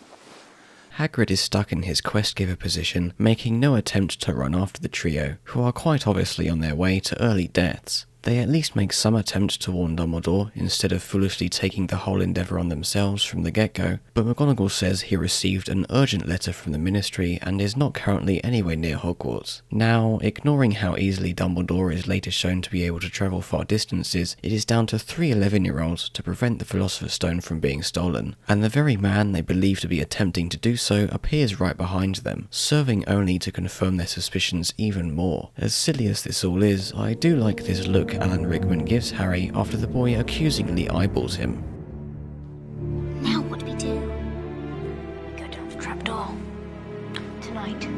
Cutting out their book attempts at following Snape and catching him entering the 3rd floor red-handed, the film shows them coming down from the dormitories late that night to Neville hiding behind one of the large chairs, waiting for them to make their move. At this point in the book, Neville has had more than enough unpleasant experiences getting caught up in their late-night escapades to warrant him predicting they would strike again, but the film has to water that down to him knowing they had an encounter with the troll, and having noticed them leaving Gryffindor Tower on several previous nights, to the loss of house points the following morning. I'll fight you! Neville's threat of fighting them wasn't at all convincing, so Hermione magically assaulting him to get him out of the way seems a bit unfair. In the book, the trio come across Mrs. Norris and Peeves on their slow waddle to the 3rd floor. Peeves was loosening the carpet so people would trip in the morning, and although he couldn't see the 3 students huddled under their invisibility cloak, he could sense they were there. To scare him off, Harry did an impression of the Bloody Baron, a ghost who is actually shown in the film, but based on the way he was portrayed, you'd have no idea all the other ghosts were scared of him. When they enter the 3rd floor corridor, Fluffy has already been put to sleep by a harp, which, if it weren't for magic being able to resize objects or store them in some kind of ethereal inventory, I would say is an interesting choice of instrument to have to lug up several flights of moving stairs. In the book, however, the harp was no longer playing, sitting idle underneath the angrily bared teeth of the 3-headed dog, who Harry put back to sleep by using the flute gifted to him by Hagrid for Christmas. Thumping down into a rubbery bed of vines, the 3 of them quickly become entangled by the first obstacle, Professor Sprout's very own Devil's Snare, overgrown such that no stone surface is left uncovered. Complaints about this scene have been well documented, as being the first major instance where some skill or piece of knowledge that Harry or Ron bring to the group is instead given to Hermione. Coming to befriend and respect Hermione is a big part of the development of their group dynamic in this film, so giving her these quick and obvious actions to take in aiding whatever quest they're on is a surefire way of ensuring we, Ron and Harry, see how useful her intelligence is. My point being, if stealing positives away from Ron or Harry Harry and giving them to Hermione was a strategy exclusive to this first film, and didn't get more common throughout the franchise, then people wouldn't have nearly as much to complain about in regards to this Devil's Snare scene being the origin of that problem. Hermione had taken a few lines from smaller characters earlier, like when she asks how nearly headless Nick can be nearly headless. Headless? How can you be nearly headless? Like this. But it's here where what she has given strongly influences whether the trio fail or succeed, that it stands out as being a boost to her positive qualities at the expense of other equally important characters. To clarify, in the film the tendrils start wrapping around the three of them soon after they enter the pit. They struggle a bit as they become more encased, and Hermione has the delayed realisation that this is Devil's Snare and that they should stop moving altogether. She tells the other two this fact, but in full panic mode, Ron isn't having any of it, and it takes until Hermione softly slips down to safety for Harry to be convinced. Harry follows suit and joins Hermione below the bed of tendrils, and they really should have shouted up a bit more at Ron to make sure he knows they're not dead, because now he's panicking more than before. Hermione has an entire conversation with herself, thinking back on something she just so happened to read in herbology, and then casts a spell of light to scare the snare away. Whew! Lucky we didn't panic. Lucky Hermione pays attention in herbology. In the book, they land on the plant and count themselves lucky it was there to break their fall, and Hermione leaps up and stumbles over to one of the damp walls, struggling because at the moment of her landing, the tendrils had already made their start wrapping around her, and Harry and Ron, having landed before her, were already tightly bound from foot to waist. Hermione manages to break free from the weak hold the snare had on her, and watches as the more the two boys strain against the plant, the tighter and faster it winds around them. That's when she realises it's Devil's Snare, and she remembers Professor Sprout saying it likes the dark and the damp, and Harry shouts to light a fire, and then it is Hermione who panics, exclaiming that there's no wood with which to do so. Ron shouts at her that she's a witch and can use magic, and Hermione casts the same spell she had used to ignite Snape's cloak during the first Quidditch match, rather than the random rays of light she blasts out in the film. Harry and Ron wriggle free and join Hermione, not falling through a weird mid-room suspended layer, and Harry directly praises Hermione's ability to pay attention in class, rather than belittling Ron, and then Ron quips that it's a good job Harry keeps a cool head, how could Hermione possibly forget about magic, and then they walk off to the next task. So there's a pretty concrete difference between them, the book version preserving the idea that none of them would be as effective acting alone, with distinct parts to play that match their personalities. Curious. I've never seen birds like these. The film version of the key task isn't all that different, just simplified by having Harry be the only one to ride a broom to catch the key, and therefore cutting out the trio putting Harry's plan into play to hone in on it. Having the false keys chase after him, mindlessly smashing against the door once they were all on the other side, made the scene more appropriately dangerous to the task that preceded it, and have a good middle ground level of intensity in the build-up to the next one. Chessboard. The giant chessboard is the most epic of all the protective tasks, not just in scale, but in the emotional beats that unfold from beginning to end, and the film did it a great justice with the best set design since the Great Hall. This is Ron's moment to shine, as has been built up from Christmas when he beat Harry in a normal-sized game of Wizard's Chess, and Hermione made clear her dislike of this destructive edition of the Muggle game she's used to. That's totally barbaric. That's Wizard's Chess. As is the case with the rest of the tasks shown in the film, it's a shame they didn't make it clear which professor was responsible for each task, as it really drove home how their skill sets and power levels vary. The Devil's Snare was Sprout's, the keys Flitwick's, and the chess set is McGonagall's, and it's an obvious step up in danger and difficulty. From the moment Ron takes charge of this scene, I'm always sold all over again on how, at this young age, Rupert Grint differs from Radcliffe and Watson in acting ability. He really sells the anticipation and strategy of it all, and although the film fades between moments instead of showing the game in its entirety, you really get a sense for the tension within that cold marble chessboard, where the minutes linger like hours from one violent move to the next. I can't help but notice the debris that scuffs just under Rupert Grint's eye, having cut to him on the ground after the stunt double performed the necessary fall. In the book he was actually hit directly, as all three of them had replaced their respective pieces instead of just Harry and Hermione doing so, but that might have been too much for a kids film, so they had Ron alone ride his statue and get knocked off instead. At least in the film they try to cross the board normally, realising the pieces would attack them if they did, because in the book Ron just jumps straight into playing his way across. Though, since all the chess pieces are intact when they arrive, there must be some way to get around them without playing that Quirrell used on his way through. Either that or McGonagall's transfiguration is so powerful that they reassemble themselves at the end of every game. The book also seems odd when, with Ron's sacrifice giving them the winning position, Harry and Hermione leave him unconscious and proceed to the next task. Obviously in the film there is no next task, and Harry needing to be alone for the Mirror of Erised confrontation meant Hermione parted ways with him in the chess room, but in the book they come across an already defeated troll, which was supposed to have been Quirrell's protective task, and then Snape's potion riddle is the one they have to actually beat. Being a riddle, Rowling needed Hermione to be present to figure it out, and once that's done, Harry goes on to face who they still think is Snape, and Hermione runs back to Ron to fly out on the brooms and send a message to ask Dumbledore for help. Rowling could have put the riddle task before the chessboard, but there's something to say about how Dumbledore decided the protection to precede his own would be Snape's, showing that he trusts his magical ability and character more than any other professor,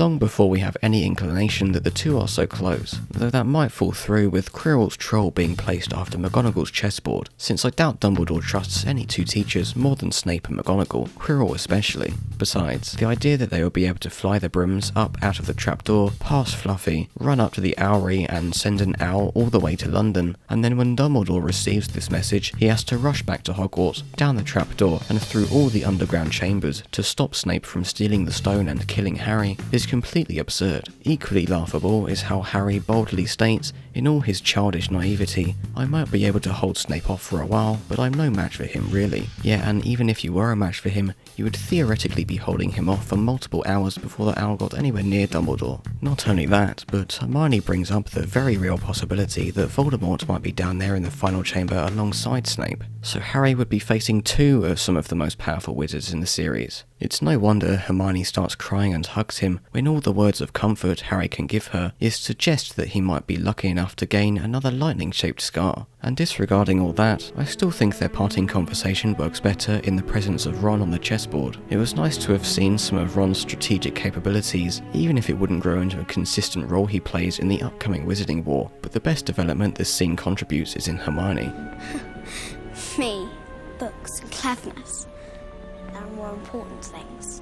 By having the humility to acknowledge that traits like friendship and bravery might be more important than her efforts to be an academic overachiever is confirmation that Hermione is well underway in becoming a resolute Gryffindor. She still has a lot to learn in making friends, or even coming across as likeable by those unaccustomed to her, going through social bumps and bangs in every film, but it's at this moment that she becomes inseparable from Ron and Harry, and as synonymous with the word protagonist as they are. She's never going to be able to resist being an overachiever, but realising there's more to life, more aspects to develop in one's character, is crucial for ensuring the trio sticks tight enough together to overcome the trials and tribulations they would later face.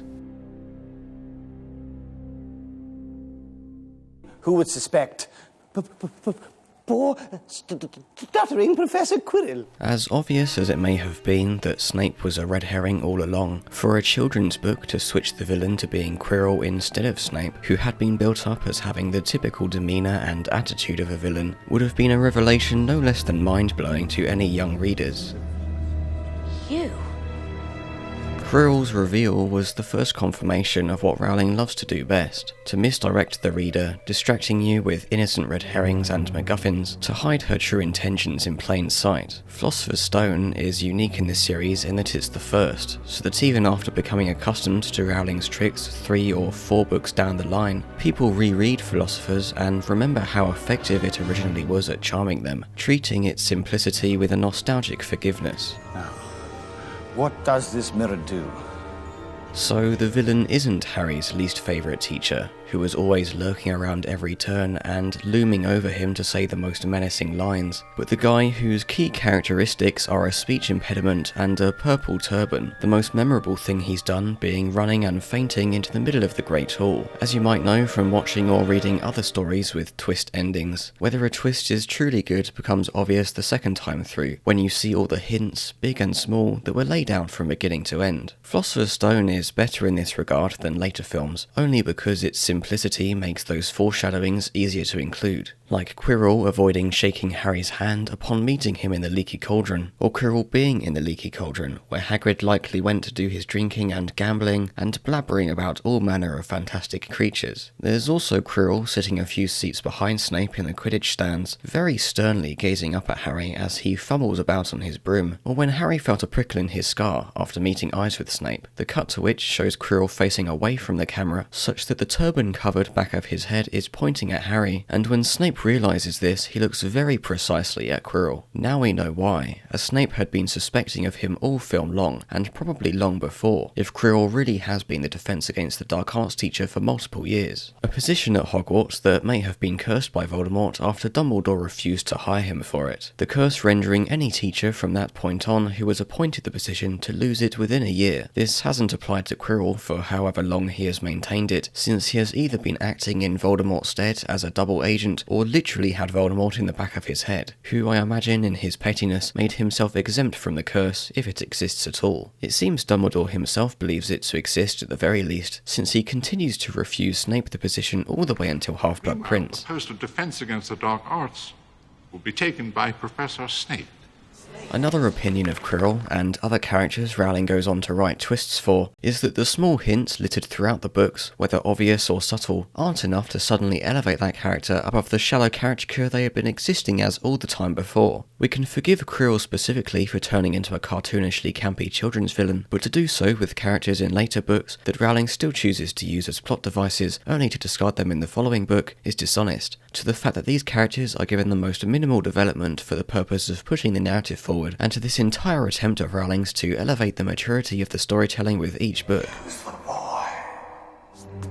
Come here, Potter! Now!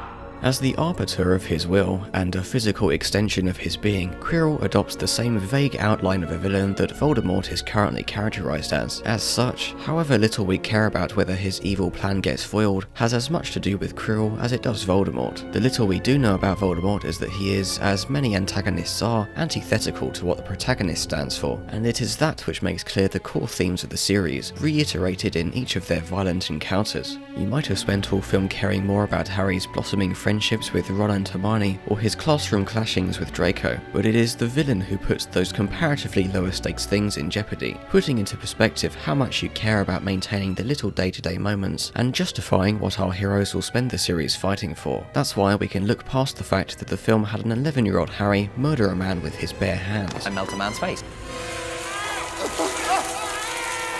A man's face. Just the slightest contact with Harry having such a drastically damaging effect on Quirrell does come across as a bit of a deus ex machina, but only within the minimal context this film gives us. Whilst detrimental to just Philosopher's Stone, it was necessary for the betterment of what is revealed later on. The hindsight later given to us recontextualises previous events into being viewed more positively than they were initially, given the ignorance that was at that time afforded to us. What is this magic? Fool! Get the stone! In the book, Quirrell's hands started blistering whilst he's strangling Harry with them, but the film decides that this happens not when Harry is touched, but when Harry is the one touching, and the effect is not that of burning, but disintegrating. I guess when one's fire magic is strong enough they're kind of the same thing, but it's quite a step up to go from causing blisters to turning someone to sand. Upon realising the potential of this newfound power, Harry goes straight for grabbing onto Quirrell's face with both hands, the burning spreading from there to his whole body, and he quickly crumbles dead into a pile of dust. Harry retrieves the stone, leading us to believe that it was the reason for him gaining such power, rather than his mother's protection working its magic, and in his escape, Voldemort makes one last attempt to take Harry out, flying through his body. Compare that to the book, where, after realising he couldn't touch Harry to kill him, Quirrell does the only thing a wizard would do and attempts to cast a curse. Harry lunges on him, hoping to cause enough pain to stop him casting anything, but the screaming Quirrell breaks free from his grasp and renders Harry unconscious. But what happened to the stone? Relax, dear boy. The stone has been destroyed. As if no time had passed at all, he wakes up in a state of confusion in the middle of the school hospital, Dumbledore smiling in front of him. Dumbledore explains that he arrived in the final chamber just in time to pull Quirrell off Harry, saving him from being strangled to death, and that Voldemort left Quirrell to die in his escape, his departure perhaps stealing what little life force the blistered wizard had left. And so it seems that Harry did not murder anyone at all. Let's just ignore the possibility that Dumbledore left Quirrell there to succumb to his burns, dying alone in the bottom of the the dungeon, rather than it being the obvious fault of anyone else, which I wouldn't put it past him to do. Not that that applies in the film, as we're now well aware, since Harry was definitely conscious to see Quirrell die, and to see the hands that did it. Still, it's a good job Dumbledore was there when Harry woke up, or he would have been really confused. During their conversation, he pushes Harry in the right line of thinking he would need to be in for stuff that happens all the way in Deathly Hallows, and also explains how he used the mirror to protect the stone. In hindsight, it's clear that Dumbledore is, in the nicest way possible, grooming Harry to be someone who can bring about Voldemort's demise. Oh, I'm afraid there are ways in which he can return. In the film, this scene is quick, glossing over some important bits of dialogue that would have better helped Harry understand the events of the film and the motivations of certain characters, and what we're left with is similarly vague. For instance, Harry doesn't ask about why the villain turned out to be Quirrell instead of Snape, and Dumbledore doesn't elaborate on why Nicholas Flamel was okay with giving up the eternal life granted to him by the stone, an especially important point to make for the core theme of death that the entire series follows, the fight against this inevitability of life being the source of Voldemort's evil. As Ron acutely points out, he's right off his rocker, that Dumbledore. The protective tasks were no doubt set up with the experiences of their first year in mind, but we can wager even more that Dumbledore knew Lily's sacrificial protection would bear Harry the perfect defense against any of Quirrell or Voldemort's attacks, should they come to face each other. Why else would Dumbledore fall for such a blatant diversion as a message from the Ministry, or place the stone in the exact kind of trap that Voldemort, in his greed for power and everlasting life, would be incapable of overcoming, but which Harry was just the right person for, and to go through all that effort instead of the much more concrete idea of just destroying the stone from the get-go, making no attempt to use it as bait at all. It's all very mysterious and morally questionable, as Dumbledore's actions often are.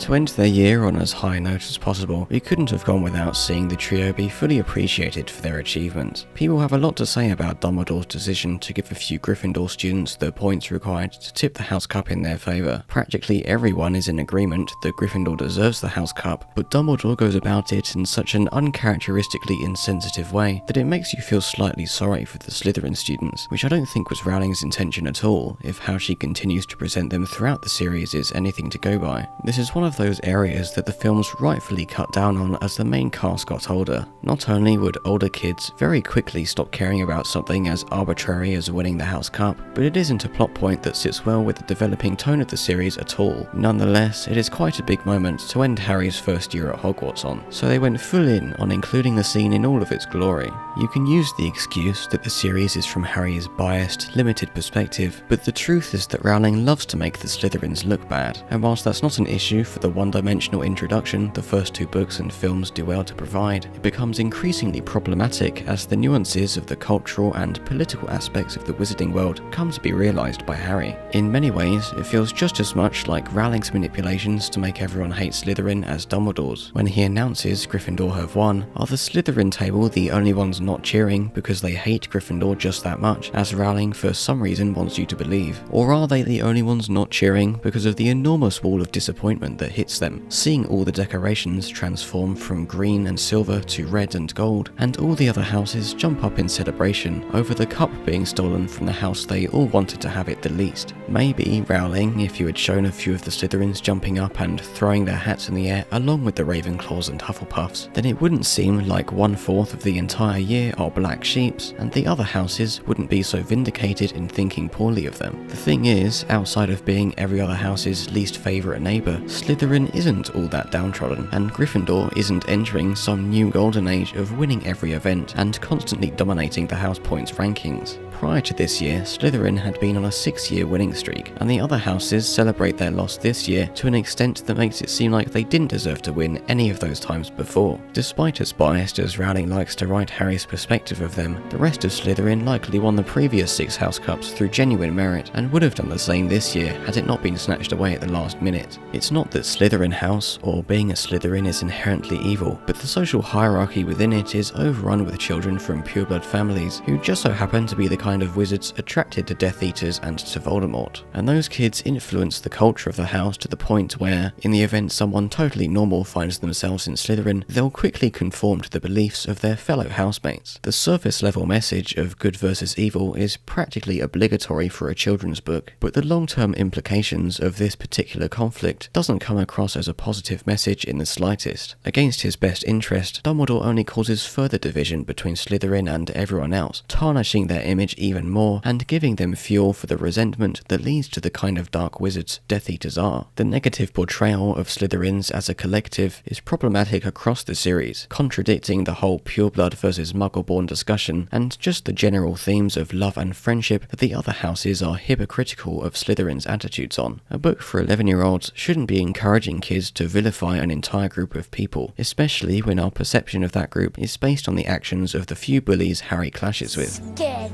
Potter. Did you hear that? On that note, it's about time for the film to come to an end. I'm sure you'll agree that for as long as this is for a kids' film, at no point does it feel like it's overstaying its welcome. Its tone is unmistakably the lightest of the lot, with a story that sees our three protagonists embrace their friendship to overcome evil and outshine the adults. The most simple introduction of what the series would ultimately prove to be about, and what the final Deathly Hallows films would largely entail. That these young heroes, who are for the most part quite ordinary as far as fantasy characters go, may be able to impact something far bigger than their humble selves. Storytelling is what allows us to convey themes without them coming across as preachy statements. The mark of good storytelling is being able to experience the emotional journey of a character as they endure the events of the plot and come out of them changed. A static character that fails to grow or has an arc that falls short of being satisfying also fails the themes that make up the basis of the story they're a part of. Whether the Harry Potter series proves to live up to its success in this regard, we'll have to find out, but Philosopher's Stone wraps up neatly enough that, if for whatever reason the franchise failed to go any further than its first installment, it would go down as a pretty good standalone children's adventure. Voldemort may not yet be vanquished, but being fended off in time for the year end lets Harry leave Hogwarts with the warm promise that it will be there when he returns. Come on, Harry. 1 minute. The choice to end the film right after Hagrid waves goodbye to the departing trio, having the last shot pan up from the train station to look out across the Hogwarts landscape, was one of the best decisions of the whole film. It's the perfect image to end on, fading out on our last glimpse of the fairy tale castle, standing still and tall, waiting as though frozen in time in the secluded fantasy layer that is the wizarding world.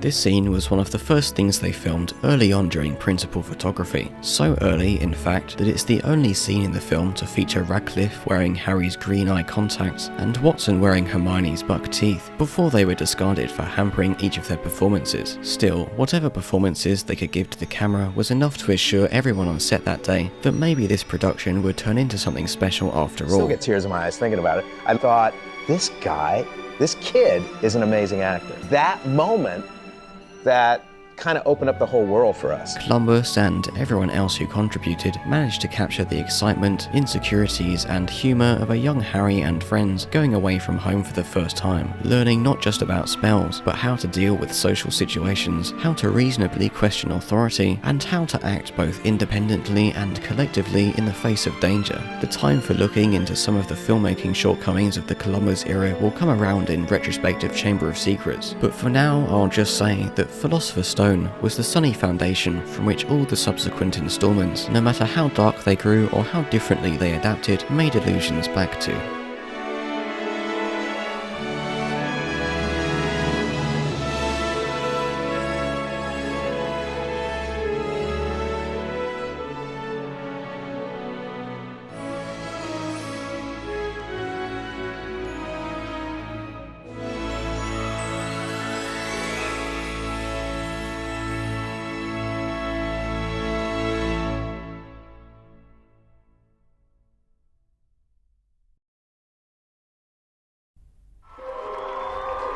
Harry Potter is all about beating the clock. You didn't want to wait another year to start Chamber of Secrets because the kids age so quickly that they'd be too old for their roles in that particular book.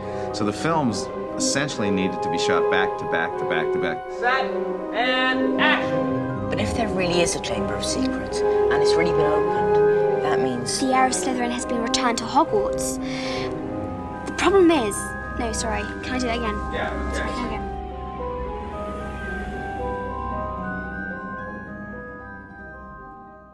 In the spirit of the first, it's unsurprising that this film starts off seeing Harry enjoying the pleasant company of the Dursleys, staying at Privet Drive during his summer break, an introduction the later films could get away with cutting down on, if not removing entirely. But the events of the book mean Chamber of Secrets couldn't have been adapted any other way. It doesn't make for the most interesting or exciting of openings, nor does it make a good argument for Chamber being significantly different from Philosopher's, as it feels to be in a number of ways on at least a surface level. It's a safe play of familiarity that has made it hard to see Chamber as having a strong identity of its own, causing it to be regarded as the skippable one, and often taking one of the lowest spots on people's rankings for both the books and films. Whilst it may be considered, for anyone barbaric enough to do so, the acceptable one to cut out of a rewatch or reread, we can in hindsight see that Chamber has a lot to offer in setting up many of the plot and world-building details of the series, in ways Philosopher's was too encumbered with providing an introduction to do so. Once people have that necessary knowledge, however, the entertainment factor Chamber provides just isn't quite high enough to be as enthralling or memorable as the other entries, the film specifically being the longest of them all, and getting caught up in overzealous adaptational fidelity such that it's mostly book readers who consider Chamber one of the best. In denial of the realities of storytelling in a different medium, this belief that book changes of any kind are the most egregious of offences may result in Chamber receiving undue praise that has nothing to do with how well it functions as a film, and everything to do with how indistinguishable it is from the book. Regardless, Chamber is actually structurally quite different from the almost episodic flow of the first, and wastes no time re-establishing the basics of Harry's character by having him endearingly look through his magic photo book. They manage to sneak in a little line of exposition, Harry reminding us that he's not allowed to do magic outside of school, which is so on the nose that, even knowing nothing about the story, you would plainly see its importance. But having Harry say this to Hedwig beats the brief bursts of soliloquy characters sometimes mutter to themselves, a device that you really have to earn the right to use, and which is harder to get away with on film than on stage, because audiences will, except in distinctly stylized or narratively expressive moments, prefer the visual tools of the medium to be used to explore that character's thoughts instead. No matter how open to interpretation, they are thereby rendered. Let me clutch thee. Art thou not, fatal vision, as sensible to feeling as to sight, or art thou but a dagger of the mind, a false creation proceeding from the heat oppressed brain? What's really jarring if you're watching this back to back with the first, and which really isn't helped by the last scene of Philosopher's being the first thing they filmed, is Daniel Radcliffe's both visual and auditory aging, incidentally justifying them jumping straight into filming Chamber, whilst Philosopher's was still fresh out of the oven. These kids were going to grow up fast, and for the first few films at least, time was imperative. People often ask me, aren't you going to grow out of your character, or isn't Hermione going to grow out of you either way? But it's perfectly timed because it takes a year for the film to be filmed, and so it's going up in years, so it works. So I'm growing up with her, if you know what I mean. The thing that's changed least is probably my height. I've probably gone from about, I don't know what I was in the first film, I've probably grown about a foot in 10 years, which is annoying, really. I think I've changed quite a lot physically, because when I first started I had a round face and it was sort of right for the character, and then I sort of grew up a bit. I sort of lost a bit of weight, and so I had to wear a fat suit for a few years. So it's very odd to look back there and see me with this sort of chubby-faced little boy with a girl's voice. It's only when you kind of look back on the early ones and you realise how much you've changed, because it is quite strange, yeah. Do you mean changed physically or changed as a person?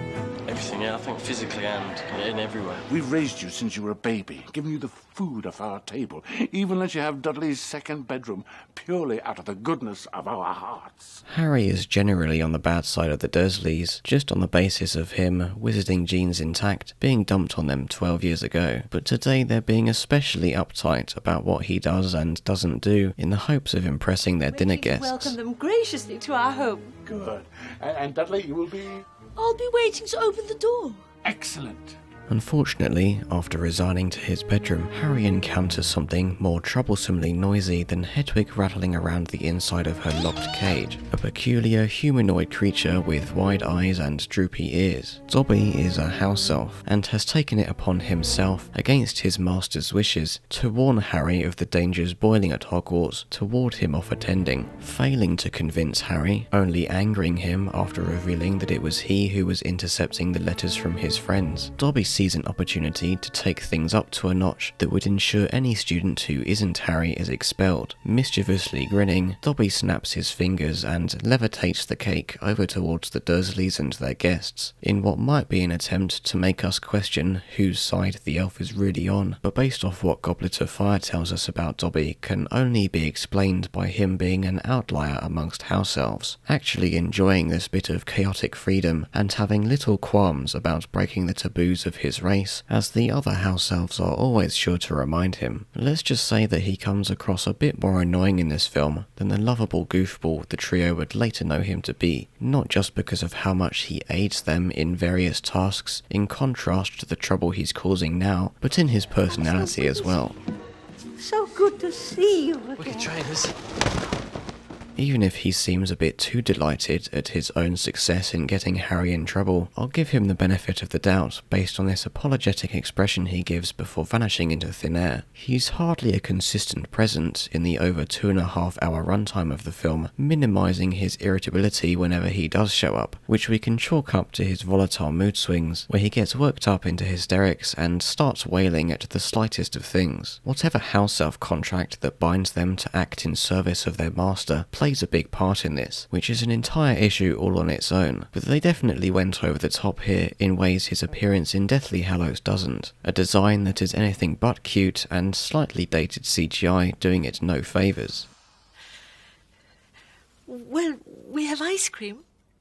What's completely insane is that Dobby's plan with levitating the cake actually works in getting Harry in trouble. The reason for this, kindly mentioned by Harry moments ago, is because of the trace that tracks the use of magic among underage wizards under the apparently not so careful eye of the Ministry of Magic. Ignoring that Harry unnecessarily implicates himself by pretending to move the cake with his hands, why the Ministry is given this kind of authoritarian jurisdiction to expel students from an independent school rather than it being the decision of the headmaster of said school isn't so important as the absurdly dysfunctional state in which this trace system is implemented. For what can only be narratively convenient reasons, the Ministry is able to trace magic in the area around an underage wizard, but is unable to identify who performed the magic within that area, let alone tracing the exact positioning and actions of each individual underage wizard. Therefore, when Dobby uses the levitation spell, the Ministry determines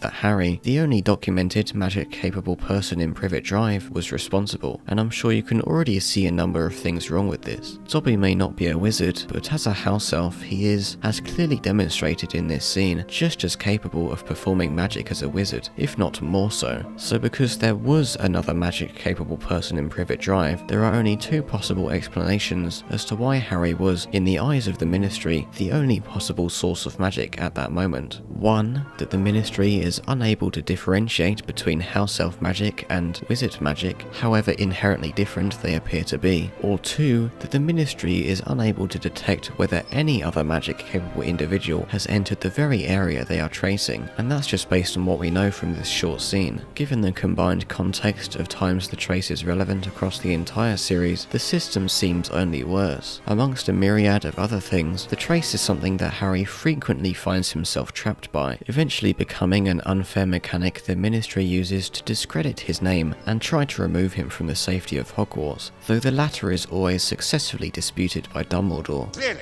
it's become practice to hold a full criminal trial to deal with a simple matter of underage magic. It's said that witches and wizards-to-be grow up accidentally performing random feats of magic, like bouncing off the ground, or in Harry's case, growing back his hair overnight and removing the glass of a snake enclosure. The trace doesn't apply to wizards for as long as they are subjugated to these random magical occurrences, because they have little to no control over them, and even if their emotions can somewhat direct the randomness, like with Harry and the snake, they have not yet reached the age at which they start attending wizarding school and actually learning to control magic. I'm not sure how this fits in with any pre-Hogwarts education, but we can assume that the reason Hogwarts starts at age 11 is that it's a definite point at which wizards will have grown out of their random stage, and then later, when they have gained masterful control of their magic, they can learn coordinated wandless spells instead. Still, in hyper-emotional moments, unskilled wizards can reawaken this innate ability, a phenomenon of sorts that we see Harry himself perform at the start of Prisoner of Azkaban, though the Minister for Magic is at that time understanding and quick to write it off. Of course, I've only tried a few simple ones myself, but they've all worked for me. In Philosopher's Stone, Hermione proudly exclaims that she had already begun learning about magic upon receiving her Hogwarts letter, apparently practicing spells at home prior to the start of term. That's why, when meeting Harry and Ron on the train, and then again in Diagon Alley in Chamber of Secrets, she is more than capable of basic magic like fixing Harry's glasses. Oculus, repair room.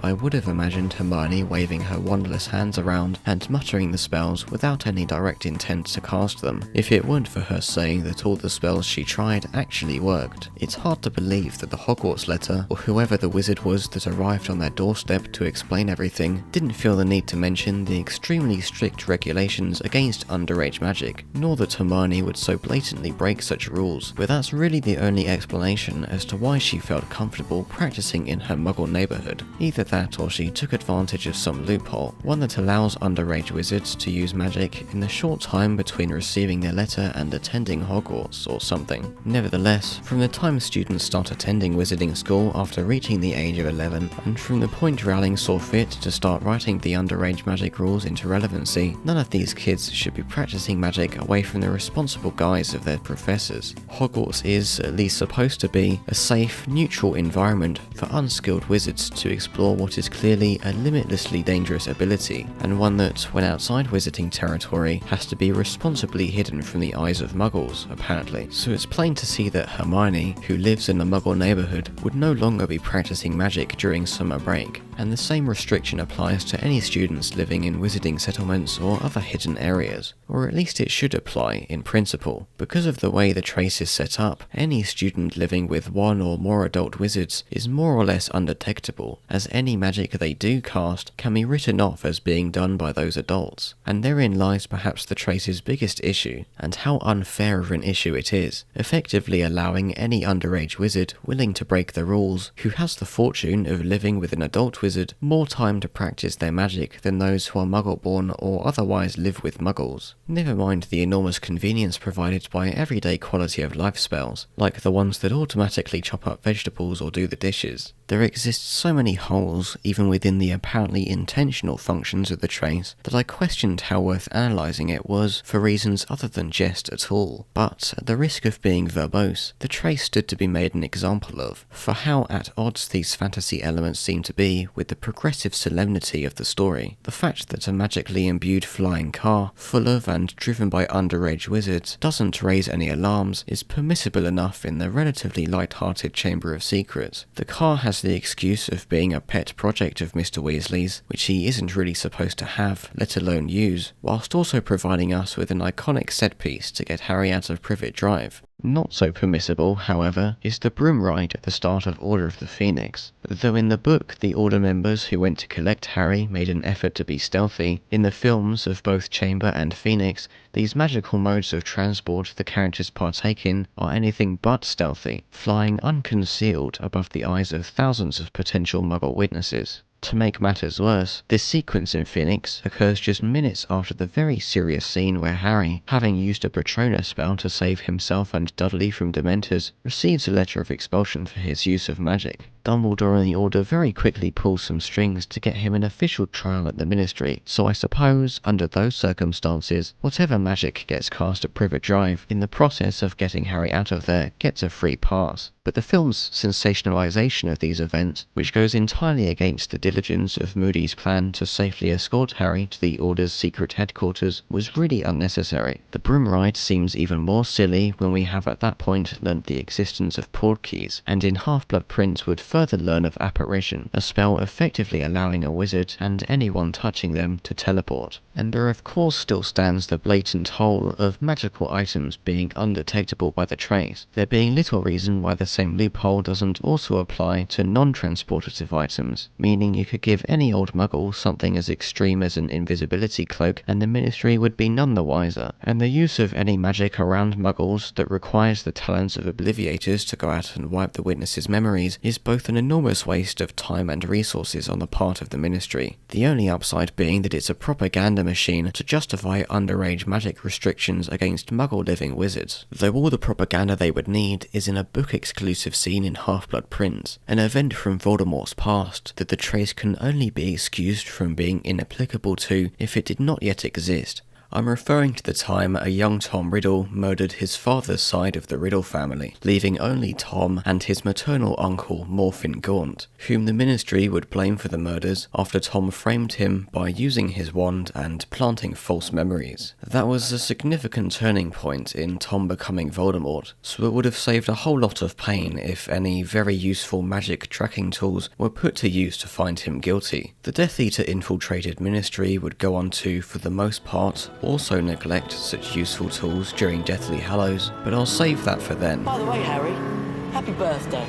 Having escaped from his Privet Drive imprisonment aboard the Weasleys' flying car, Harry arrives with Ron, the twins, and the morning sun at the lopsided countryside cottage known as the Burrow. Like its predecessor, this film also cuts out much of the time Harry spends waiting for the new school year to begin, condensing it in such a way that from the moment he leaves Privet Drive to arriving at the train station, the period seems to take place over the same day, whereas in the book, Harry not only spent 3 days starving in his bedroom imprisonment, but then spent the month leading up to the day of the Hogwarts Express departure hanging around with the Weasley family, wherein, on the flight back to the Burrow, Harry told them about all that had happened with Dobby, and upon speculating that he was sent as a joke by Draco, the Malfoys being a wizarding family of such wealth that they would own a house elf, the twins tell of Lucius's past work under Voldemort. Then there's Harry's experiences staying at the Burrow, denoming the sentient but unintelligent garden gnome infestation, practicing Quidditch in the neighbouring fields, witnessing a very shy Ginny's awkward mishaps, hearing both of Percy's unusually secretive behaviour and the apparently harmless ghoul that lives in and likes to rattle around the attic whenever the house gets too quiet, and sitting by the side of Mr. Weasley during dinner, who enthusiastically quizzes him on various Muggle-related interests. It's certainly a slice of life, quite obviously cut out from the film for primarily pacing purposes. There's an interesting character moment lost in here from Fred and George, where they use the Muggle art of lockpicking to pass through Harry's bedroom door, bring his belongings out from the cupboard under the stairs, and carry it back up through the window, somehow only managing to awake Vernon when Hedwig does a little squawk,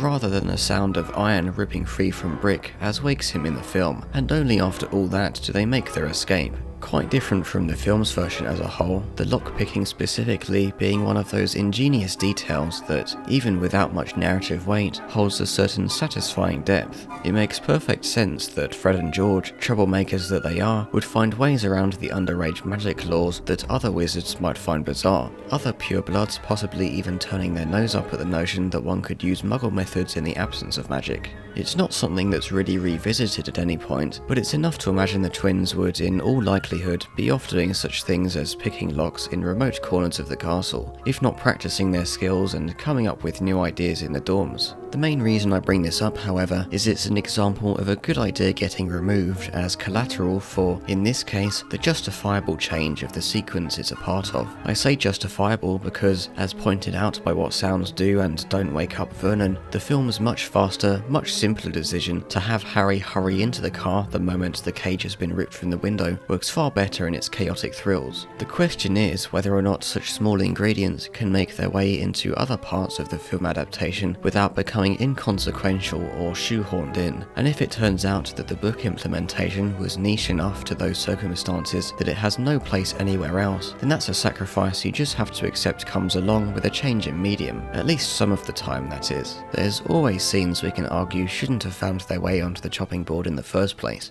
Diagon Alley. One of the marvels of Harry Potter is that, until apparition is introduced in Half-Blood Prince, the characters use a different mode of transport in each book, and as far as the films are concerned, any previous modes of transport are entirely forgotten. In Chamber of Secrets we get two of these, the first being the flying car, and the second being Floo powder, which the Weasleys use to get to Diagon Alley. Diagon Alley! By standing in the fireplace, throwing powder at their feet, and speaking the desired destination, a wizard is able to teleport to one of the open, connected fireplaces somewhere out in the world. Diagon Alley!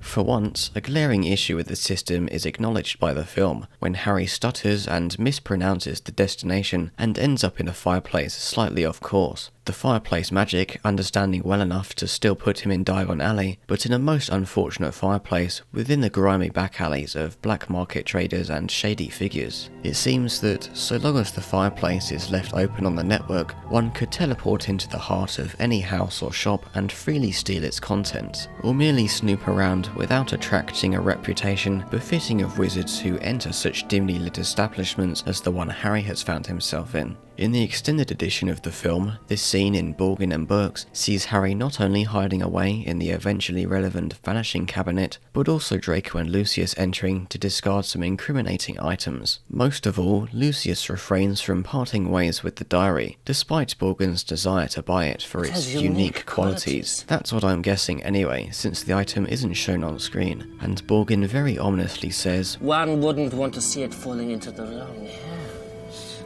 This accidental venture into Nocturne Alley is the first time we get a look at the unlawful side of wizarding society, as well as who Lucius Malfoy is and how close to Fred and George's claims that he's a dark wizard he might be. We have another, more confrontational run-in with the Malfoys when, after Hagrid pulls Harry out of Nocturne Alley and he meets back up with the Weasleys, they run into Draco in the Flourish and Blotts bookshop, or rather Draco runs into them, descending from a staircase and berating Harry for his fame and Ron for being of poor Weasley filth, as usual, something that would have been highlighted only more had the film included Harry's trip with them to Gringotts Bank, his overflowing mountains of galleons causing him guilt when compared to the Weasleys' barren vault of paltry sickles and a singular galleon, all of which was withdrawn for purchasing the new books of 5 ginger offspring. Lucius swoops in to give his son the upper hand in this childish conflict, using his adult presence to easily overpower them, or at the very least putting them all on edge sharper than when they only had Draco to deal with. It's when Mr. Weasley arrives at the scene that it feels like Lucius meets his match. The book scene actually devolves into a straight-up brawl, which is very out of place and likened to a child's idea of what an adult conflict would escalate to. It's not the brightest idea to publicly attack an influential Death Eater known for their deep pockets and connections to the Ministry where Mr. Weasley works, not to mention it sets an embarrassingly bad example to all the students and parents inside this overcrowded bookshop. The film version better maintains the seriousness of whatever it is that boils between Lucius and Mr. Weasley without deflating the confrontation so much that it loses all significance. It shows us a reserved side of Arthur, hinting at anger, but matching how Harry had come to know him as a lovable family man. The fight almost seems like it's meant to be comedic, but I think Rowling just saw it as a surefire way of showing us that this rivalry didn't start in Ron's generation. Arthur and Lucius have likely been at each other's throats since their own school days, the same as I'm sure many other ex-Gryffindor and Slytherin wizards across the country, but in this case it's been exacerbated by Arthur being a member of the original Order of the Phoenix, and Lucius being at the very least associated with Death Eaters. In both the book and film, Lucius gives Ginny back the tattered second-hand book he had plucked from her cauldron, except in the film we get actual visual confirmation that he handed her another book along with it. Harry notices this, but for some reason decides or forgets to mention it, which is all the more puzzling when you remember that he was, moments ago, a witness to Lucius parting ways with the other contraband the book shared a box with. We're meant to ask what the book is, though the planting is quick enough that you could easily miss it if looking away from the screen for a moment, or after the platform 9 3/4 debacle distracts you, forget it ever occurred. On rewatch, however, knowing of the book's dangerous identity as Tom Riddle's diary and one of the 7 Horcruxes, the real mystery becomes what on earth Lucius was thinking when deciding to plant it on Ginny. It can't possibly be as simple as wanting to frame her, and by extension the Weasleys, for being in possession of Voldemort memorabilia, as I doubt anyone other than Dumbledore could identify it as being such, or that anyone would even accused the Weasleys of giving it to Ginny for the express purpose of sneaking it into Hogwarts on the chance they do find out what it is. The truth is actually an unclear mixture of multiple reasons. Knowing the diary was a dangerous object full of dark magic, handing it over to the Weasleys was a good bet that they would come to hurt in some way, and it's also possible that Voldemort, before giving him the diary for safekeeping in Malfoy Manor, told Lucius it had the ability to open the Chamber of Secrets and unleash the monster within, but Lucius was totally unaware of the true nature of this power, being that the diary contained a part of Voldemort's soul. That's the only explanation of his actions that makes sense, as we know the reason Dobby wants to prevent Harry from attending Hogwarts is to save him from this plan to unleash the Basilisk, which he overheard from his time slaving away under the Malfoys. So from Lucius's perspective, it was a last-ditch effort to serve Voldemort, with whatever scrutiny the Weasleys come under for possessing a dark magical object, and whatever harm comes to Ginny specifically, being just a bonus. The only case against this motivation is that Lucius seems to have mostly given up on following in Voldemort's footsteps, as have many of the other Death Eaters who only rejoined Voldemort during Goblet of Fire out of fear.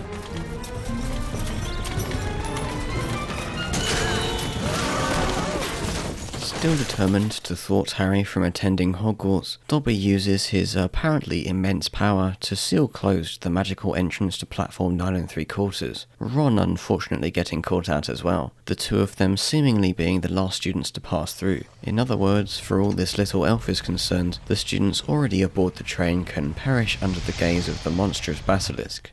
Hello. Harry and Ron instead make convenient use of the flying car to catch up with the Hogwarts Express and then follow along with it all the way to Hogwarts, an idea a more vengeful person would devise to get Mr. Weasley in as much trouble as possible, and one overlooking any of the less burdensome alternatives. Even broomsticks seem inefficient compared to asking permission for one of the Hogsmeade or Hogwarts fireplaces to be opened up. In Prisoner of Azkaban, the night bus dutifully arrives in Harry's time of need, and the breadth of how far it can go is by no means limited to London, as seen when it makes a brief appearance at the end of Harry's 5th year winter break to take them all the way back to Hogwarts. But the most egregious example can't be anything other than apparition. All it would take is sending one letter stating what happened and where they were waiting, and someone would teleport along, grab their hands, and teleport straight back to the outskirts of Hogsmeade, where Hogwarts would be within sight. And with his favourite student involved, it wouldn't be all that unusual for Dumbledore to take it upon himself, so they'd be getting the smoothest, safest teleport possible. They're acting as if the school's responsibility to safely transport students starts and ends with driving the train. Like if you are noticeably absent from the moment it departs to when everyone passes through the Hogwarts gates, they'll just dismiss you as having abandoned your education. Names? Professor Flitwick, you've known me for 5 years. No exceptions, Potter.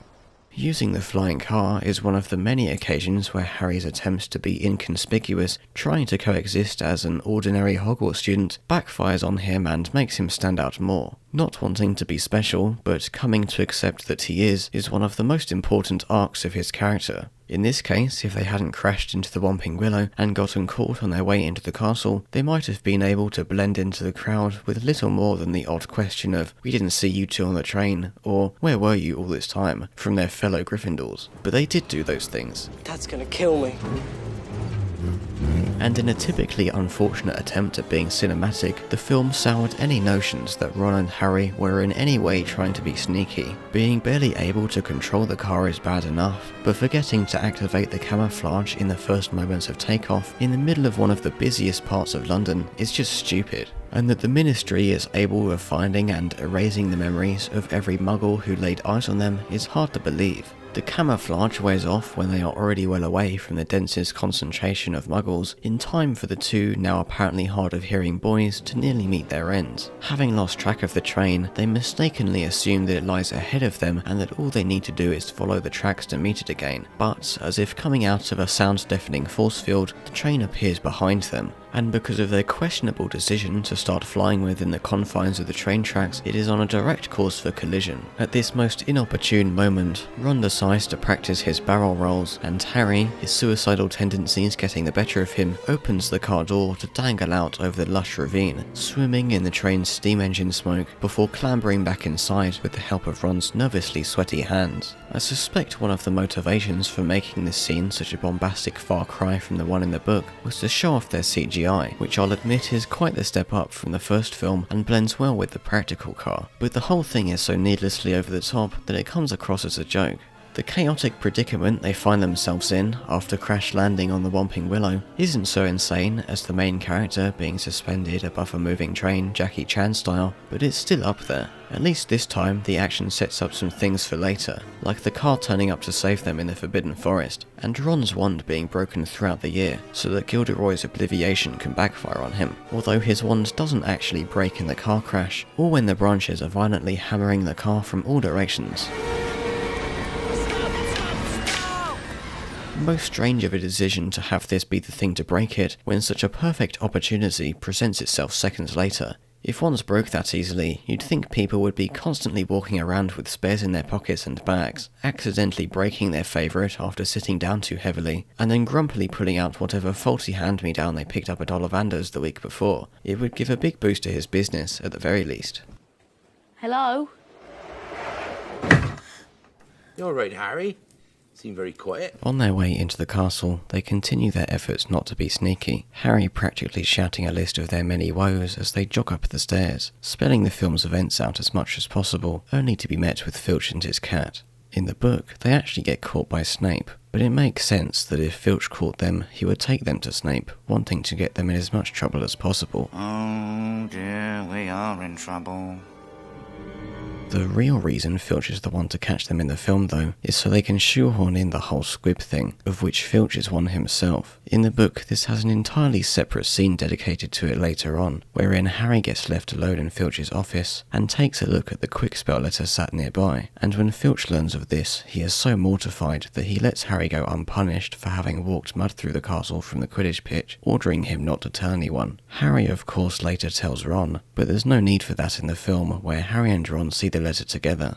But why include such a small, blatantly tacked-on addition to a scene it bears no relevance to? What is it about the existence of squibs in the wizarding world, and their narrative role in the series, that justifies this detail going uncut, even though Filch being one is scarcely mentioned ever again? Well, for starters, this moment is present only in the extended cut, but I'm going to assume the reason it was removed from the theatrical isn't because it's unimportant, but because it's an awkward and out-of-place interaction. The simplest way to view squibs and their purpose in this film is that they're a flavour of the prejudice that the entire plot of The Heir of Slytherin rides on. Squibs, who are more or less muggles born to pure-blood or half-blood parents, possessing little to no magical ability of their own, are thought of with such utter disdain by wizarding society that even Ron of the muggle-loving Weasleys sneers at the reveal of Filch being one, and to other pure-bloods, being a squib is the most pathetically embarrassing existence and a stain on their pride as wizards. Whether they're put there from birth or willingly decide to outcast themselves later in life, it's not hard to see why many squibs choose to live among muggles instead of subjugating themselves to such ingrained prejudice that even a 12-year-old Ron reacts with derision towards them. It may just be the case that squibs are rare enough for nobody to know how to react, but these supremacist attitudes are generally exempt from the good guys, and so this subtle contempt feels more harsh than it would coming from a family like the Malfoys, who would no doubt remove any trace of squibs from their family tree and forget they ever existed. Such is the shame a magicless child would cause. Filch would be the centre of much daily ridicule if his squib status were common knowledge, or if anybody actually cared about him in the first place, being the lowest of the low who chose to remain in the wizarding world like a shameless weed. I want to see some punishment! The worst thing a muggle-living squib would have to experience is the knowledge of what they missed out on in being born without magic, so why they would stay, for reasons other than having already grown attached to the wizarding world, I don't know. As for why Filch decided to take Dumbledore's offer to work at Hogwarts, maybe he has personal reasons for wanting to work and live in an educational environment, such as the hope that he will awaken his own power, or else gain theory-based knowledge in any of the subjects that don't directly require magic. But I'd wager that such goals have only contributed to his bitterness and contempt for the students, having failed his whole life despite being in the prime location to succeed. There's speculation that squibs possess some minor magical ability, but there's little elaboration in the books to go off of. You can be sure of that. Filch and Harry's Privet Drive neighbour, Mrs. Fig, who the Dursleys occasionally called on to babysit Harry, and Dumbledore entrusted with keeping an eye on him, may both be able to see certain magical creatures and develop closer relationships with their pets than a Muggle would, as they have each done with their cats. And the existence of things like the Quickspell course means there's at least some notion that Squibs have the potential to use magic. Either that or the whole business is a false hope scam, taking advantage of wishful Squibs by telling them that should they only apply themselves and pay for a guide, they too will stand among their wizarding peers, and their wizarding-like relationships with their cats might not be to do with any magic they personally possess, but merely a result of owning a wizarding-bred cat, functioning all the same regardless of if their owner is a wizard, squib or muggle, so it's not looking too chipper for any Squibs who still seek magic on their own. Neville had the unfortunate luck of all his early magic going unnoticed by his family, who in their persistent ignorance worried whether he was a Squib until his deranged uncle accidentally dropped him out of a window and he bounced off the ground outside. His hopes that putting Neville in dangerous situations would force some magic out of him worked out in the end, I guess, and who knows whether he would have faced repercussions if Neville had instead fallen and died.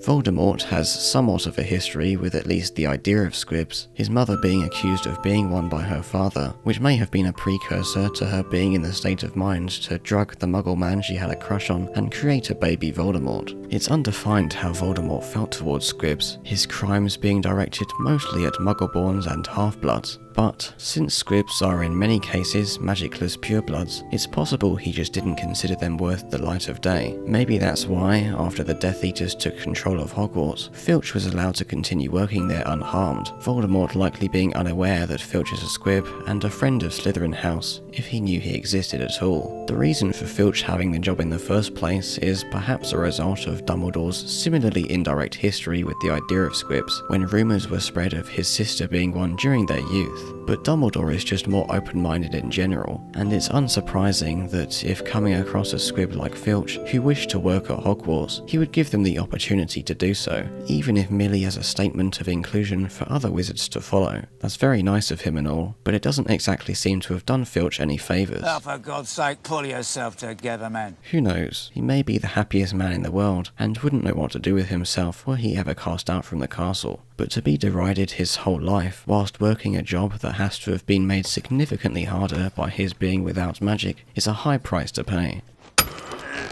Let's say he is somehow able to do his job of taking care of the Hogwarts castles, along with some help from house elves with cleaning and cooking, and Hagrid with the outer grounds. There's still no way he performs more efficiently than a caretaker with magic would, and most certainly not without some physical detriments to his health. And his responsibilities sometimes even go beyond that. He patrols the corridors after hours, looking for out-of-bed students, searches the castle for an escaped convict, and then aids in improving the Hogwarts defences against said convict, and in the build-up to the Battle of Hogwarts in Deathly Hallows, he escorts the entirety of Slytherin House to the dungeons, and in the book, he takes them out of Hogwarts completely. But as I said, there's really not much to go on. Hands off me, filthy squib! Squibs go down as another one of the many underdeveloped world buildings Rowling will continue to tack onto the list of societal injustices for this new generation of wizards to fix when they take control.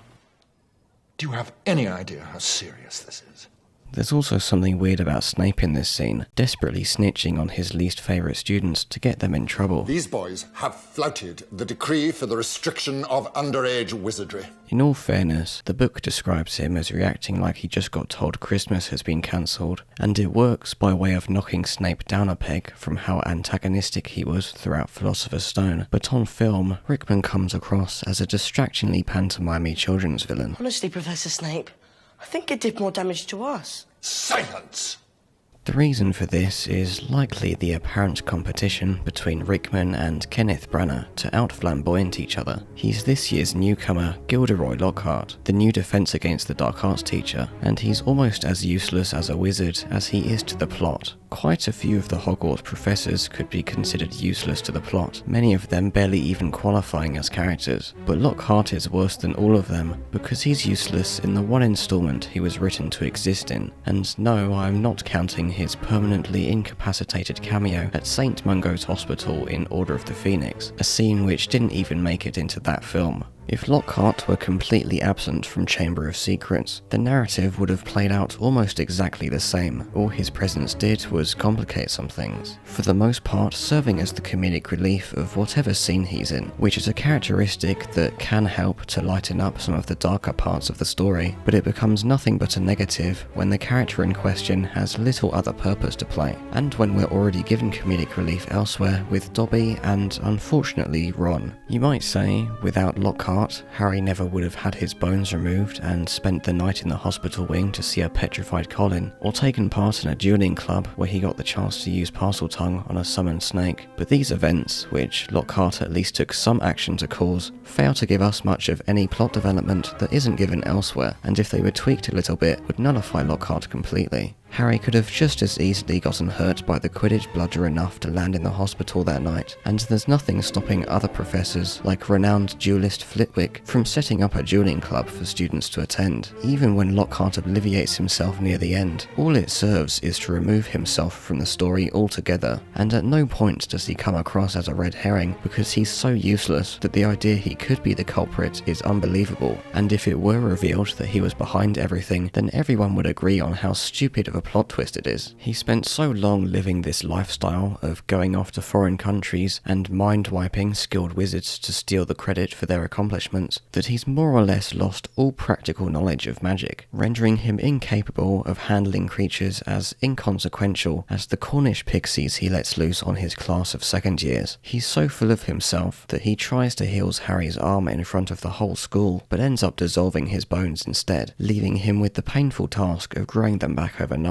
And in the dueling club versus Snape, he struggled to even keep a hold of his wand, let alone block any spells. It's not like he's completely lazy though, even if he did find a shortcut to fame and glory by criminally stealing the memories of elite wizards, since he had to travel to find those wizards, cast good enough memory charms on them and anyone else who witnessed their accomplishments, sensationalize those accomplishments across multiple books, and make a conscious effort to maintain this persona and hide the truth to such degrees that it renders the likes of Hermione a starstruck fangirl. And 5 times winner of which weekly's Most Charming Smile Award? Dumbledore hired him because he happened to know some of the people who fell victim to his memory charms, hoping that whatever time Lockhart spends attempting to teach the very subject he claims to be so accomplished in will out him as a charlatan. But Dumbledore can't possibly be the only person to have taken notice of Lockhart's fraudulent adventures. The Ministry must be on the case in at least some capacity. The question is whether it's in their best interest to do anything about it, especially given that Lockhart only steals credit from foreign wizards in foreign countries. He serves as propaganda beyond mere patriotism, tales of his feats of strength, giving the average wizard the impression that they too could best a werewolf, or any number of other rare and violent creatures in combat, all the whilst maintaining the same charming good looks and charisma of Lockhart, a symbol of heroism more appealing than the grizzled old Mad-Eye Moody. There are wizards out there who are as skillful as Lockhart claims to be, so what's the harm in tricking people into a naive sense of security by pinning all those achievements on one man? Well, except all the people who actually did the work, and the countries they represent getting cheated out of their glory. Dumbledore's justification for bringing such an inadequate teacher into Hogwarts is that there's still something to learn from even the worst examples, as if that makes up for Lockhart's willingness to wipe children's memories because they discovered he was a fraud, or is better than any actually halfway decent teacher. McGonagall, as usual the voice of reason, questioned how being taught by such a fame-hungry man could benefit the students, but when you think about it, being a living example of what not to do is all Lockhart has to offer. Not that Harry specifically needs to learn that lesson, since he actively avoids his fame throughout the story, his time with the Dursleys doing its work to make sure he never develops a dangerously enlarged ego like Lockhart. It's more the case that Lockhart exists as this meta-comparison to Harry for the audience to witness. That voice. Voice? But is it really any surprise that Dumbledore would hire Lockhart when in this same film he refuses to immediately evacuate the school following attacks on students within the very castles and corridors they live and walk each day? Dumbledore is at the top of the chain of command and has enough power to single-handedly dismantle every other professor at once, so he takes most of the blame, but that doesn't stop their collective incompetence from sharing the responsibility. Clearly the wizarding world has vastly different standards of modern health and safety. If a giant snake slithering out into the Hogwarts corridors is of little concern, but that's a pretty strong line to cross to allow such a dangerous monster to roam freely, and it's sheer luck that everyone who encountered it stared into its eyes indirectly, because if any students had died, there would be nothing Dumbledore could say or do to save his skin, or to prevent the school from closing. To not only find but defeat this monster takes the combined talent of a 12-year-old, an immortal bird, and a magic sword. If the reasoning for not eradicating the basilisk at the first sign of its return was to give Harry another lesson in heroism, then that might just be the biggest gamble all series, because there's no way the circumstances under which this basilisk encounters students were under careful control from Dumbledore or any other professor, and if Harry could kill the thing, then all the professors going into the chamber together could certainly do so too, and now they can actually open it by using Harry's Parseltongue, dozens of people having witnessed his possession of the ability during the duel scene. If you need any further proof that the professors have turned into a bunch of useless idiots, look no further than the broken wand Ron was using all film. A student using a broken wand at a school for witchcraft and wizardry is the magic equivalent of going without pen or paper through a year's worth of Muggle school. It's an impairment that makes your being there virtually redundant. A broken wand actually goes a bit further than that though, since its use during practical exercises causes danger to anyone in the vicinity of the wielder, and most especially to the wielder themselves. Eat slugs! Somehow, despite splitting near in two, Ron's wand still manages to cast dysfunctional spells during lessons. But why, having seen the boy attempting to use an obviously irreversibly damaged wand, would none of the professors do anything about it? That wand needs replacing, Mr. Weasley. In the worst of cases, it might even hinder them being able to teach the rest of the students sharing the class with Ron, should his wand fail so catastrophically that it disrupts the lesson. Surely, preventing such possibilities outweighs the expense of buying a student a new wand.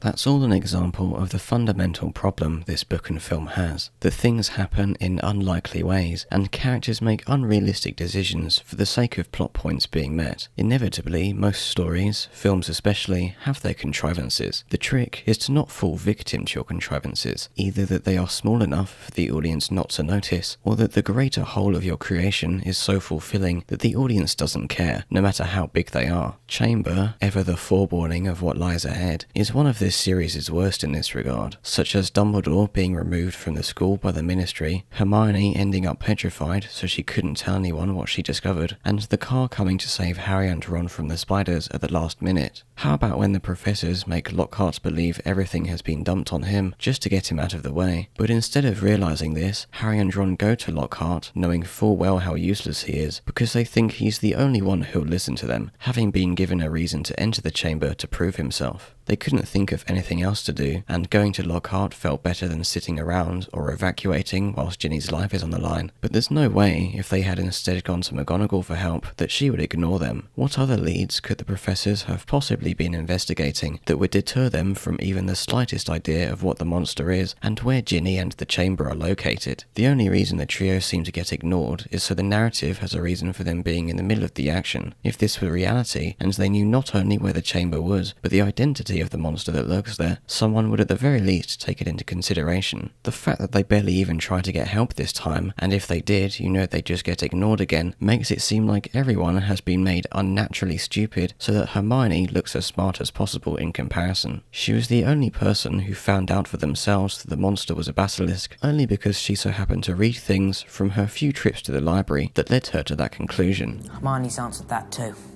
The history of something like a basilisk living beneath the castle would be well documented, and possibly even common knowledge amongst everyone who has worked there, even if it were considered a myth. So why then, when students started turning up petrified and realising that the basilisk may very well be real, did they not order the evacuation of the school? I understand they might not have wanted to create panic amongst the students, or not been able to evacuate them without substantial proof of danger, but they don't even increase the defences, such that maybe these lone students don't wander across the basilisk and risk dying. Hermione gains a number of other powers beyond just knowing stuff, like immobilising an entire room of pixies with a single spell, or blasting the bludger away from Harry on the Quidditch pitch. But her most annoying addition is something that, much like how she saved them from the Devil's Snare in Philosopher's Stone, contradicts the balance of characteristics that makes the trio's friendship so strong. I'm talking about how Hermione is already well aware of what mudblood means, explaining it to Harry instead of Ron and Hagrid explaining it to her and Harry. It means dirty blood. Mudblood's a really foul name for someone who is muggle-born, someone with non-magic parents, someone like me. There's a similar occasion where she comments on Parseltongues in place of Ron. It's not a very common gift, Harry. This is bad. But this mudblood example stands out because of her emotional reaction to it, as if she's been dealing with a derogatory label her entire life. No one asked your opinion, you filthy little mudblood. She'll pay for that one, Malfoy. Eat slugs! The book makes it clear that this is the first time she has ever even encountered the word, and so it only makes sense that when its meaning is explained, she isn't, at this time, all that bothered. It's not a term one usually hears in civilized conversation. In Deathly Hallows, when Bellatrix carves the word into her arm, it's more impactful, and it makes more sense how emotionally traumatic being branded with that label specifically would be, because by then she has had 7 years worth of experience living with it. The scene in Chamber of Secrets was obviously written this way to establish the significance of Muggleborns being targeted by the heir of Slytherin, but instead of getting that via exposition from Ron, as we do in the book, it now comes across as a distracting attempt to use sympathy for Hermione to push the plot forward. Ron is equally as encumbered by the vomiting slugs in the book and still manages to give this exposition, but the unfortunate fact of the matter is that they have made Hermione the designator explainer in these films, as if the audience is incapable of recognising that different characters have different knowledge. Salazar Slytherin was a parcel mouth.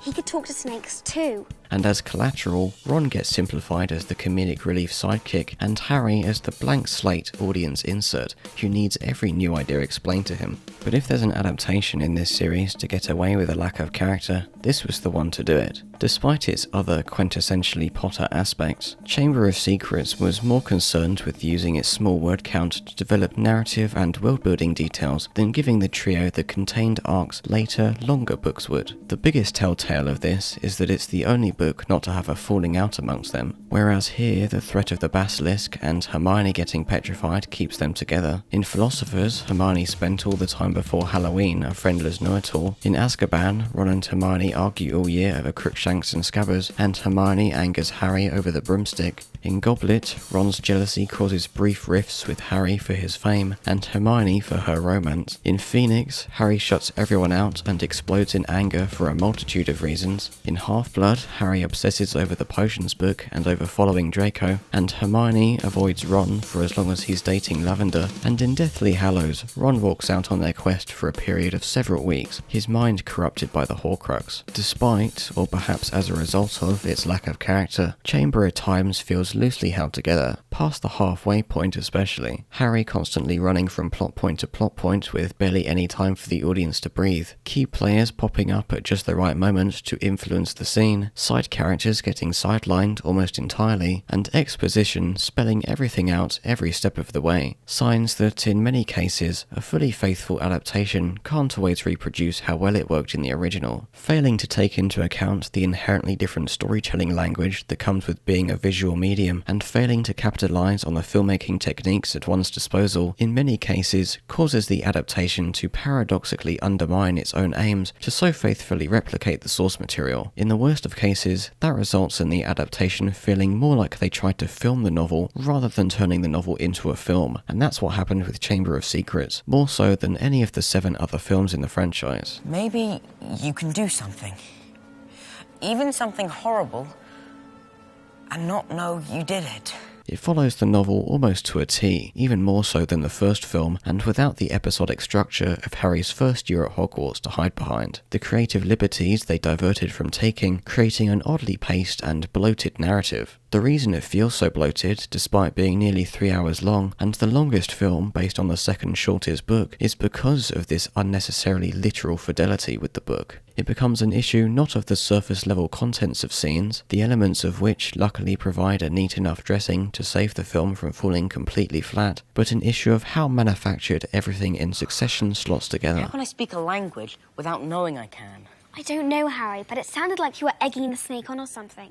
Constantly throwing new plot developments their way may have helped mask the pitfalls of child acting that are still very much prevalent, but their added experience has definitely raised the bar across the board. They've been working for a year and a half, so these kids are actually becoming seasoned professionals. It used to take 10 or 11 takes to get to a certain point in their performances. Now it takes 3 or 4. Come on, Harry. I didn't know I could speak Parseltongue. What else don't I know about myself? They were growing as young artists and young performers, and you could see them acquiring knowledge as they went. The issue is now less about their lack of acting skill and more about their conscious efforts to improve, actively obstructing the deliverance of natural cinematic performances. Emphasis on the natural, because if your goal is to create believable personalities, then there's no use giving a theatrical style performance. The camera is like a belt or a net behind you, and someone's standing behind you and saying, look, you can relax, it's okay, you don't have to push it. Like, say, in the theatre. You don't have to push it, just relax and let it come out and listen. And listening is really what acting is all about for movies. It's not like the theatre. It's an entirely different situation. Contrary to the close-up world of filmmaking, the overemphasis of emotion seen on live stage is a necessary component of the format, so that even people at the back of the auditorium can feel and understand what's happening. The thing that people never do in real life is they don't say, oh, I don't want to go out, I'll have the egg and chips, you know. But you will see actors doing that all the time. And so when you get in here, that doesn't look so obvious until you get in here, you know. So, but you've got to just be. Cinema, on the other hand, except in specific stylized cases, calls for a subtlety that better suits the inherently intimate characteristics of the big screen. And you just say, well, no, I don't think I'll have the egg and chips. I'll have the caviar and blinis. Where even the tiniest nuances of facial expression and delivery can be enhanced by framing and editing. All I've got to do is go, and that's a big movement. You go, what did he do? What happened there? Someone's coming, you know, you create tension. Just do that. Right. Or that. It's a delicate operation. It's like, I regard the theatre as an operation with a scalpel. I think movie acting is an operation with a laser, because it's so tiny and it's so small that half the time people say, I don't know what you're doing. Even though they may be more acutely hitting the right expressions and intonations to deliver certain emotions, they are overshooting and turning their performance into more about being an actor and less about being a real person. Emma Watson is the standout example of falling into this trap, having already been noticeably more precise than her peers in Philosophers. This is a consistent issue throughout the film that is at its worst not in the crying scene, but at times where she's merely a reactionary component to whatever's happening, and she specifically falls back into this overacting during the series, even in installments where her performance is for the most part quite good. Can't believe it, she's done it again. All that being said, whatever acting skill their newfound experience has afforded them might not be primarily beneficial to the performances of Chamber of Secrets, but to giving Columbus the room to film them in the cinematically engaging ways he was unable to in Philosophers, for the very reason that they were at that time so inexperienced. It was important for me to always have a camera on one of them in case one of them was coming down off of a chocolate rush, or they lost their energy, or they were getting tired, or they were looking into the camera. God knows, there were a million things going on. And guys, you're interested, Rupert. You shouldn't be laughing at the end when you find out that Dan's gonna potentially be killed by Snape. And the key was, for cinematographer John Seal, was shooting multiple cameras, because I never knew when the kids were going to deliver the performance that I needed. The Sorcerer's Stone. Okay, guys, you're laughing. So if you look at the first film, you see it's very cutty. In other words, we cut to a close-up of a kid, and then I cut away to someone else. We were incapable of getting an entire scene in context. Turns out, if you give a kid a role that lines up enough with their real personality, and then you make sure they're comfortable enough in front of the camera to bring out that personality, they can actually give a pretty decent, unfiltered performance. Sometimes we, as adults actors, we can complicate things and try and find something that's maybe not there, or add something when it's not necessary. And sometimes the simplest approach, the most direct approach to acting a part is the most effective. And the kids can teach you that kind of thing. I don't think there was a great deal of analysis or thought went into it, because I was 11 and I just delivered the lines like I would have said them at age 11. Once he starts breathing fire. Breathing fire? Yeah. Hagrid, you live in a wooden house. The obvious hurdle Harry Potter has over something like a low-budget indie film is just the sheer scale of the production. So many moving parts and things to keep track of, and limited time to complete each day's shooting schedule that all get in the way of giving the child actors the freedom to give that performance. Frankly, it's amazing it turned out half as well as it did, and even if he didn't bring the creative flair some of the other directors who are lined up would have, Columbus almost symbolically set the franchise on a good path by being able to utilise their young talents well enough to give weight to what is the real heart of Harry Potter, the characters. From the rigorous and ridiculously long back-to-back shooting schedules, the energy expense of directing child actors, and having a family of his own, there's little wonder why sitting in the director's seat took a lot out of Columbus, and why he would take a step back to producing on Azkaban and then depart from the franchise altogether, despite having originally expressed interest in staying on board for all the books. But I didn't just stick with the first two movies because I just wanted to do the childhood version of Harry. When I came aboard, I was under the impression that I would do all 7 pictures. I didn't realize the amount of energy it would take not only to do one, but to do 2 back to back. Your stands are over on this side. But before then, Columbus had more to give in laying the foundation for how these films would evolve. Some people mistakenly refer to Azkaban as being the start of the descent of saturation in colour palette to go along with the story's declining happy magic aura, but that process of reflecting the darker tone of the story through the visuals actually began in Chamber of Secrets, and from then on, each film got darker and darker, the desaturation reaching its controversial peak with Half-Blood Prince. The vision has to basically fit in with the vision of all 7 pictures. So the plan that we set into motion was the first film is our introduction to Harry's world, and as we become part of this world, it has to be romantic and storybook-like and inviting and colorful and warm. As we got to the second film, we drained a little of the color out of the film. The film starts to get a little darker, just like the books.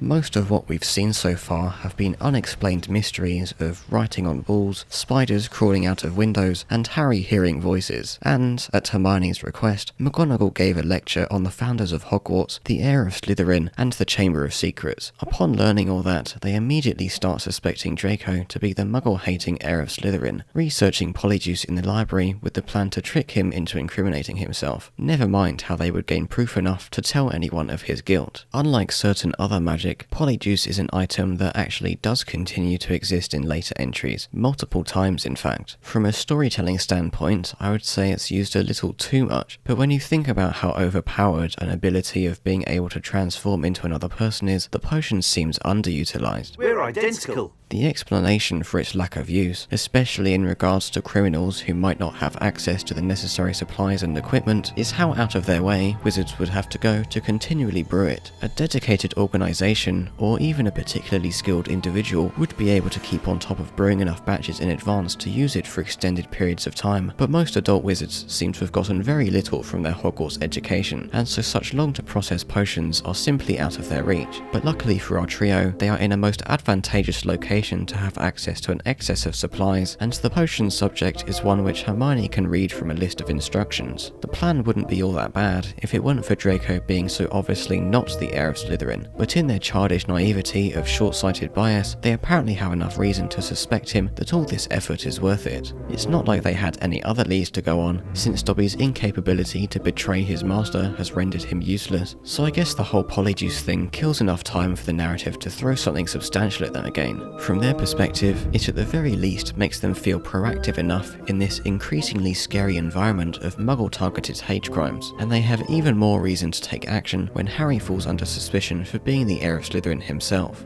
It all started when everyone decided to go along to Lockhart's dueling club. After failing spectacularly versus Snape, the two professors decide to appoint 2 students to give a demonstration instead, immediately jumping on the opportunity to make this about whose students are better instead of actually providing instructive value on the basics of wizarding duels for their spectators. The flamboyant showmanship on display here seems most similar to the duels of the late Middle Ages, where 2 people would use combat of various forms, such as guns or swords, to resolve personal disputes, and in many cases, amongst the high class where these duels often occurred, they were very theatrical in their traditions, taking place in front of witnesses and within a rule set such that it doesn't turn into an all-out brawl. The reason I bring this up is that it comes across as odd that teaching how to honourably fight and potentially harm one another should they feel slighted or insulted by the other's words or actions is a perfectly acceptable school activity, and it's not as if the duelists have to be armed with gun or sword by a mediator prior to starting the duel, because everyone is constantly walking around with wands all year long. Maybe this is more about tournament combat, where instead of fighting to the death in defense of one's principles, participants fight in an event for the entertainment of the people, for prize or for glory. If that's the case, then I just wish it had been followed up in the same way Quidditch was followed up with the World Cup, the Triwizard Tournament being the missed opportunity to do so.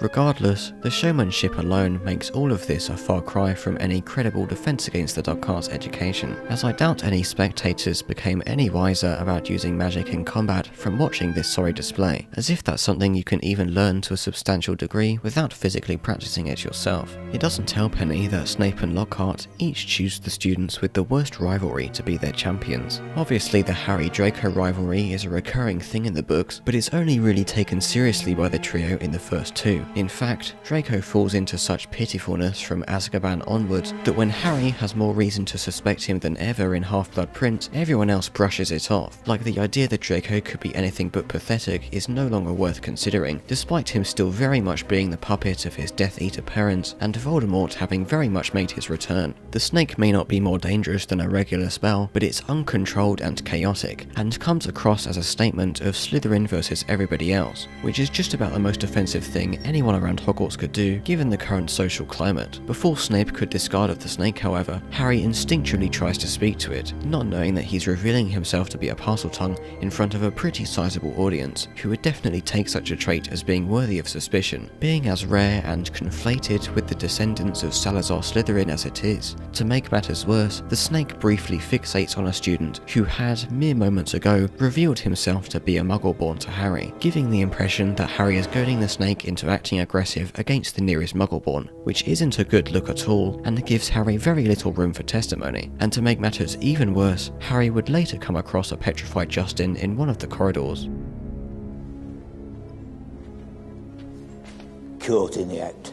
As serious as this scene is supposed to be, it comes across as mildly comical on screen, just because of the series of unfortunate coincidences that occur to make Harry seem as guilty as can be. He follows the sound of the whispers, which I guess reverberates around the general vicinity of the Basilisk, but isn't in any way indicative of its precise location, comes across Justin and the somehow equally petrified ghost, and as though waiting around the corner to catch him red-handed, Filch trots along to start spouting accusations, seeing only the heir of Slytherin kneeling down next to their most recent victim. This is a follow-up from earlier when Filch accused Harry of attacking his cat, who was the first victim of petrification, and that scene is equally as comically coincidental. The trio coming across the display moments before 2 entire separate congregations of students flank them from both directions, and then every single professor following not far behind. I would describe it almost as a moment of forced eventfulness, where they need every major and minor character present to make it seem as important as possible, but it might instead just be the case that they felt the need to visually fill the scene to make it more interesting than an empty corridor, or to simulate the claustrophobic beginnings of this social outcasting. Either way, it comes across as painfully artificial, another example being when Harry fell and injured his arm on the Quidditch pitch, and along with Ron, Hermione, Hagrid and Lockhart came an assortment of nameless students to crowd around them.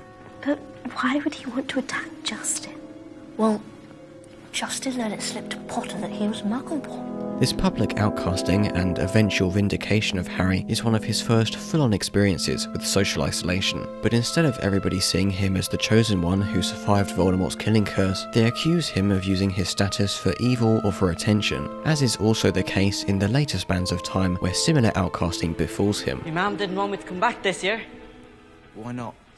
Let me see, because of you. But not to worry, with the Polyjuice potion being ready in time just for Christmas, they'll be able to catch Draco audibly outing himself as the heir of Slytherin, and Harry won't have to take the blame any longer. With how uninformed everyone seemed about the history of the Chamber of Secrets prior to McGonagall explaining it in class, maybe it would have done better to quell the fear-mongering if she had simply refused to tell them anything, and in that scenario, Hermione would remain the only person interested enough to go in search of information herself. Library books can't provide the same ingrained knowledge as years of practice, however, as Hermione learns when her Polyjuice potion doesn't go entirely to plan. The hair she plucked from Millicent Bulstrode, unlike Crabbe and Goyle samples, belonged not to a human but a cat, turning Hermione into a human-cat hybrid, which isn't ideal for sneaking around at all. With Polyjuice not being designed for the same sort of human-to-animal transformations as Transfiguration, she resigns herself to Madame Pomfrey in the hospital, who, if she weren't already well versed in such bizarre magical afflictions, would have no doubt met Hermione with a reaction of pure horror. This happens for the plot convenience of Harry and Ron being at a loss of what to do on their own, but it also shows us that Hermione is more than capable of making mistakes. A nice contrast to how amazing she is in the films the rest of the time, and reminding her that being careless, such as not checking the source of a hair you intend to use for a complex potion, may lead to dangerous results. Magic should be taken seriously, and by how Hermione treats certain spells with caution later on, it's clear this was a tough lesson that stuck with her. Harry and Ron, on the other hand, plucked their hairs straight from the back of Crabbe and Goyle's heads, so there's no doubt as to their legitimacy, even if they had to drug them to have the opportunity. How thick could you get?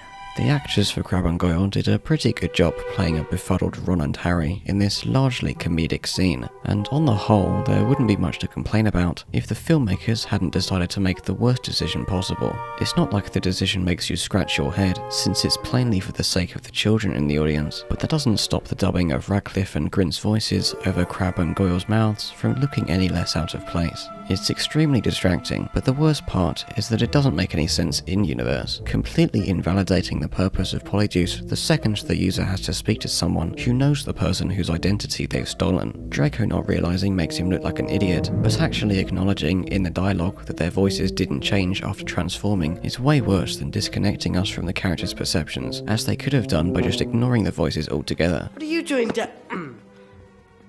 what are you doing down here?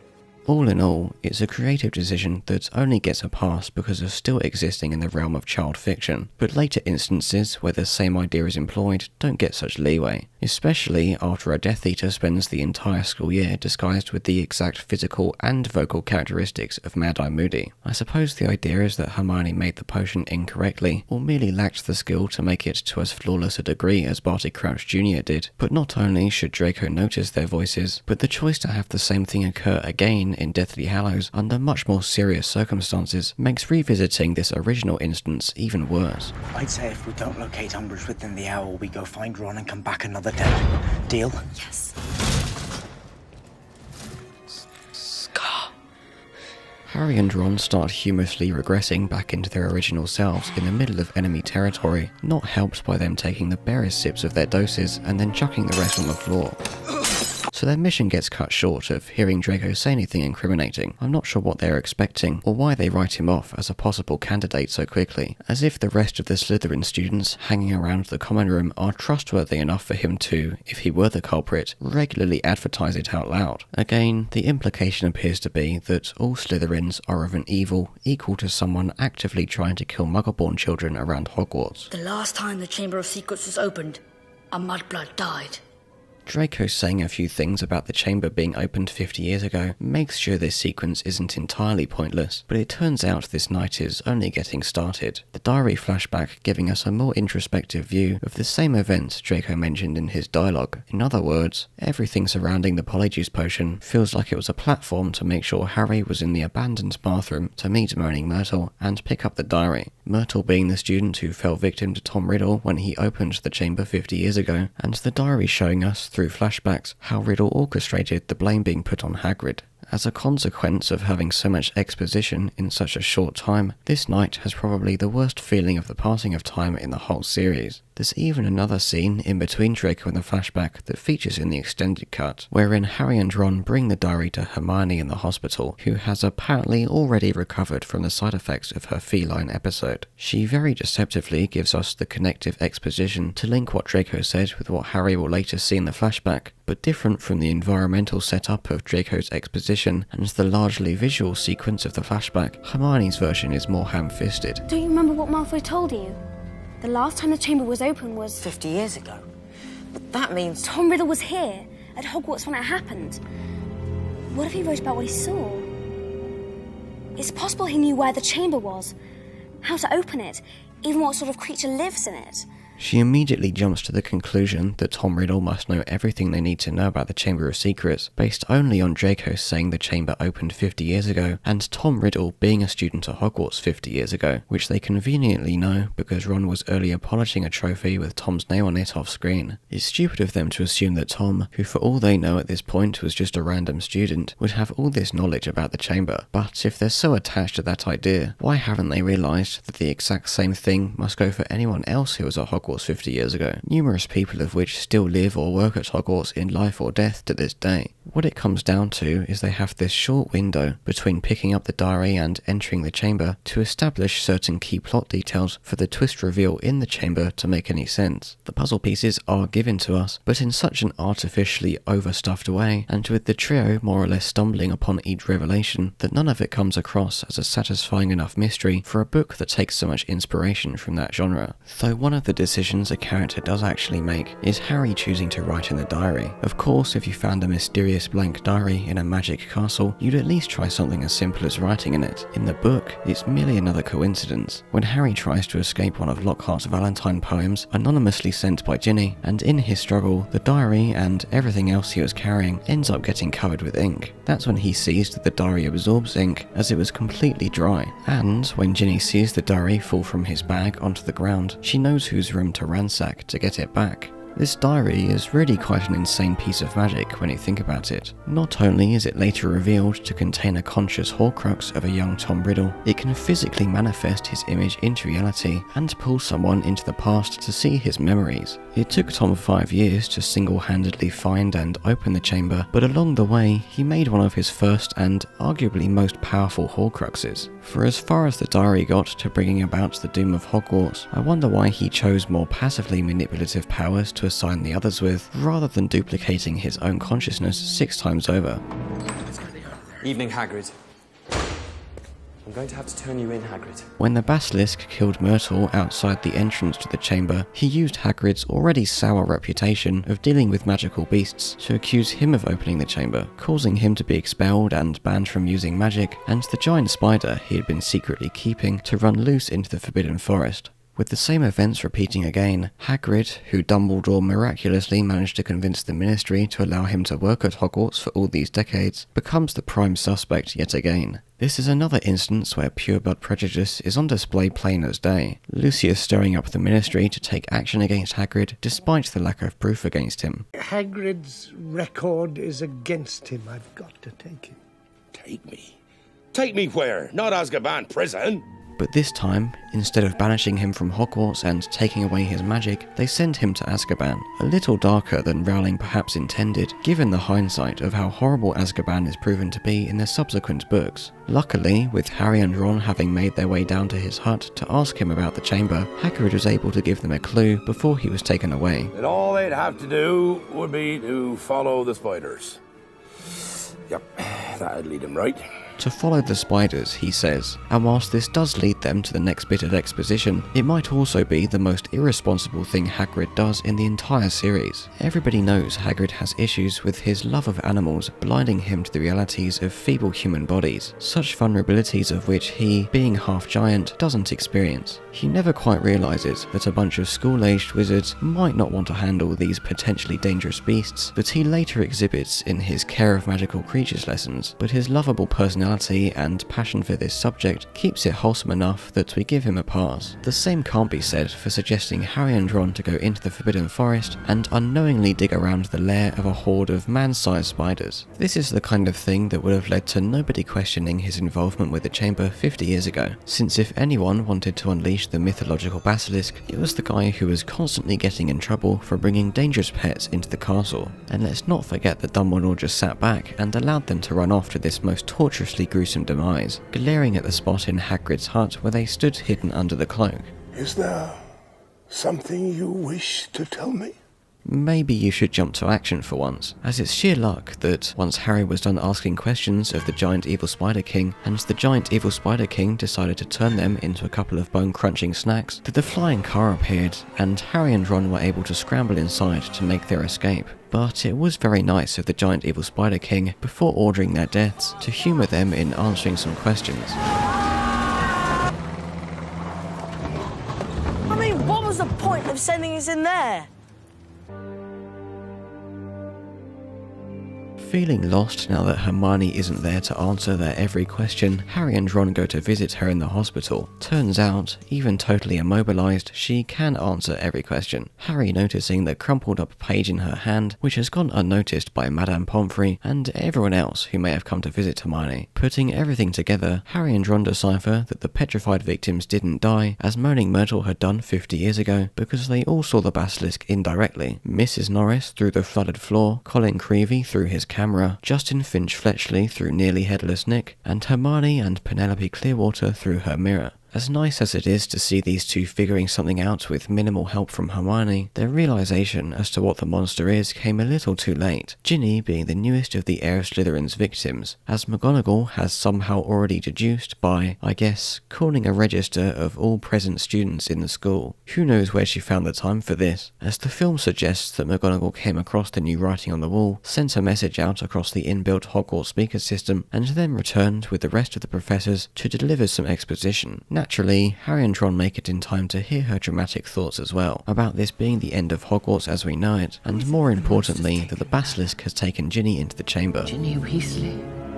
In the book, this is followed by the rest of that day, described as being the worst day of Harry's life so far, wherein the Weasley kids sit around the Gryffindor common room in silence until sunset. Based on when Ginny had tried to tell them something the previous day, they think she'd been taken, despite being a pureblood, because she found something out about the chamber that the heir didn't want uncovered. Through these nervous ramblings of Ron's, Harry, at a loss for words, couldn't think how Ginny could still be alive, and Ron makes the suggestion that they should go tell Lockhart what they know. The film's choice to cut this out, having them run straight to Lockhart after hearing the professors talking in the corridor, benefits creating a sense of urgency, but removes the sinister and emotional gut punch we get from spending all day powerlessly sitting around the common room. The best solution would have been a middle ground, where Harry and Ron go straight to Lockhart, we cut away to the rest of the Weasleys being given the news and realising that Ron isn't present, and then we cut to them entering the bathroom with Lockhart. They get some last minute confirmations from Myrtle, and then Harry uses his Parseltongue to reveal the seemingly bottomless pit beneath the sinks. I won't question how the basilisk is supposed to have slithered out of this very vertical hole each time it was summoned. What I will question is the mechanics regarding speaking Parseltongue that allowed Ginny to open the chamber as well. Ron does a similar thing in Deathly Hallows when he and Hermione go to get the basilisk fang, implying that Parseltongue can be used by anyone willing to learn the language, regardless of whether or not they are a descendant of Salazar Slytherin or possess a part of the soul of someone who is a descendant, as Harry does. The only arse-pull excuse that's really acceptable is that Ginny, through writing in the diary, empowered it in such a way that when the spirit of Tom Riddle possessed her, she became a temporary living Horcrux like Harry. But that still doesn't explain how Ron was able to mutter a few random Parseltongue sounding things into the chamber door, things that may or may not be the correct words, since he wasn't there to hear what Harry specifically said when he opened the door, instead using some of what he had heard Harry mumble in his sleep over the years. It makes more sense that Parseltongue is an entirely instinctual thing that doesn't even really function as a language, especially since when Harry first spoke it in this film, he was unaware he was even doing so, and the same goes for when he spoke to the snake in Philosopher's Stone, which he could understand perfectly well, so there's clearly no real skill involved or anything. That would mean that even if Dumbledore somehow learned to understand Parseltongue, he would be physically or magically incapable of making the sounds to speak it, and if he could speak it, then his words would have zero effect, because he doesn't possess the necessary magic to give them power. It is this magical restriction that Ron's and possibly Ginny's uses of Parseltongue contradict, which is also kind of the only reason Dumbledore has to have not sorted this whole mess out himself. Innocent until proven guilty,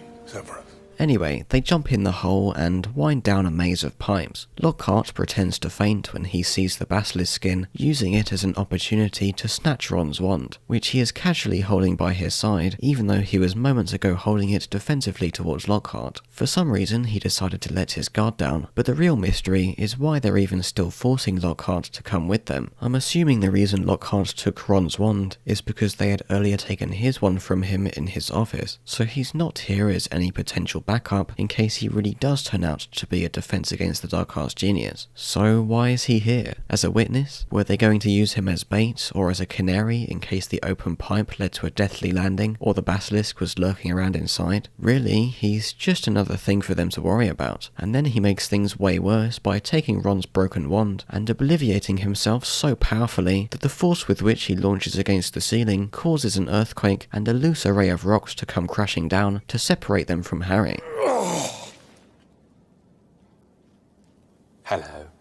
That sure is one way to simplify the incoming action scene, and to yet again reduce Ron to his caricature as the useless sidekick, and Harry as the brave lone wolf hero, and such an awkward angle that Lockhart flies in, not at all in the opposite trajectory of his obliviation attempt, but I guess Ron's broken wand served as the perfect, conveniently unpredictable tool. So Harry opens the ominous vault door and walks into one of the most impressive set pieces in the entire series, which is never in the next 6 years put to use by the school now that it's been found and opened by someone who isn't Tom Riddle, though I suppose they have plenty of empty dungeons and unused classrooms around the castle already, with nobody but Filch and some house elves to renovate them, which begs the question of how Salazar Slytherin single-handedly built such a large underground temple in the first place. The founders of Hogwarts were either way more powerful than modern wizards have given them credit for, or they had a lot of time on their hands. Further into the chamber, we see Ginny ritualistically laid out at the neck of Salazar Slytherin's statue. Not much concerning the ramifications of Ginny's time spent under possession of Tom Riddle is ever explored, but then they don't make much use of Ginny as a character at all. Shoelace. Haven't I told you? Killing mudbloods doesn't matter to me anymore. This 16-year-old version of Voldemort seems to have been really shaken up by the news that his future self was defeated by the baby known as Harry Potter, turning his attention away from killing Muggleborns and towards enticing Harry to join him in the chamber so that he could finish what his future self started. I guess there's meant to be some fate-related magic significance to him revealing that his full name, Tom Marvolo Riddle, anagrams to the phrase "I am Lord Voldemort," as though he and his future self are one and the same, in that they are equally irredeemable, but it just gets ruined by the anagram spelling a sentence, which is never again uttered in the series, rather than just the name Voldemort, and it's so painfully obvious that Rowling decided to use Voldemort first, and then reverse-engineered it into the made-up sounding name Marvolo Riddle. Her brainstorming of this mirroring the inevitable scene where a young Tom sat at his desk, quill and parchment in hand, rearranging the letters of his name until realising he could make Voldemort and going Eureka, and then begrudgingly tacking the remaining letters onto the start just to use them up. But maybe this kind of corniness is to be expected of someone who feels they are destined to become the greatest wizard of all time, and thinks this phrase will create the necessary fear to establish himself as the Dark Lord, more so than his Muggle father's name, which he would have successfully erased from history if it weren't for Dumbledore scornfully calling him Tom at every available opportunity. This appearance of Voldemort is unique to Chamber, giving us a more authentic experience than the unconvincing CGI face on the back of Krill's head did, and creating a different idea of the kind of threat Voldemort poses than his portrayals in later entries would. We see very little of what Voldemort was like before becoming this infamous dark wizard, and in Chamber we not only see him, but get a full-on conversation with him, other than establishing that Voldemort was, psychopathy aside, just another student at Hogwarts, and would have become an exceptionally renowned wizard if his existence didn't become such a taboo. Christian Coulson's portrayal stands out next to Ray Fiennes and Frank Delane. finds this distinguishable enough as the Serpentine cult leader, but the little we get to see of Delane's version of a youthful Voldemort is via flashbacks of other people's memories Dumbledore has procured. These memories are only as accurate as the owner's perception of those events, which may have changed drastically since Tom's crimes came to light, and one can even consciously alter memories to exclude whatever they want to hide. So the Tom we see in those flashbacks may not be entirely truthful, and from Slughorn's perspective, that makes complete sense. The Tom he remembers is sly and sinister, whereas how Tom actually was may be more accurate to who Harry talks to in Chamber. It's in a situation a bit far removed from normal day-to-day Hogwarts life, but rather than how villainous flashback Tom seems through Slughorn's guilt-ridden eyes, Chamber Tom makes for a far more believable student. There's a certain unsophisticated passion to him that doesn't at all come across in flashback Tom, who seems entirely sure of himself and in control like a true mastermind, more so than even present-day Voldemort does during Deathly Hallows. I can see Chamber Tom as this charismatic head boy figure who happens to be particularly emotional at this moment because he's about to kill the boy who foiled his future self 11 years ago. And for as forebodingly psychotic as flashback Tom seems, I can't imagine anyone, Slytherin or otherwise, who would speak to him and consider him normal, let alone charismatic. He's only charismatic in the sense that you're scared of him, like he's so outwardly dubious that you can't help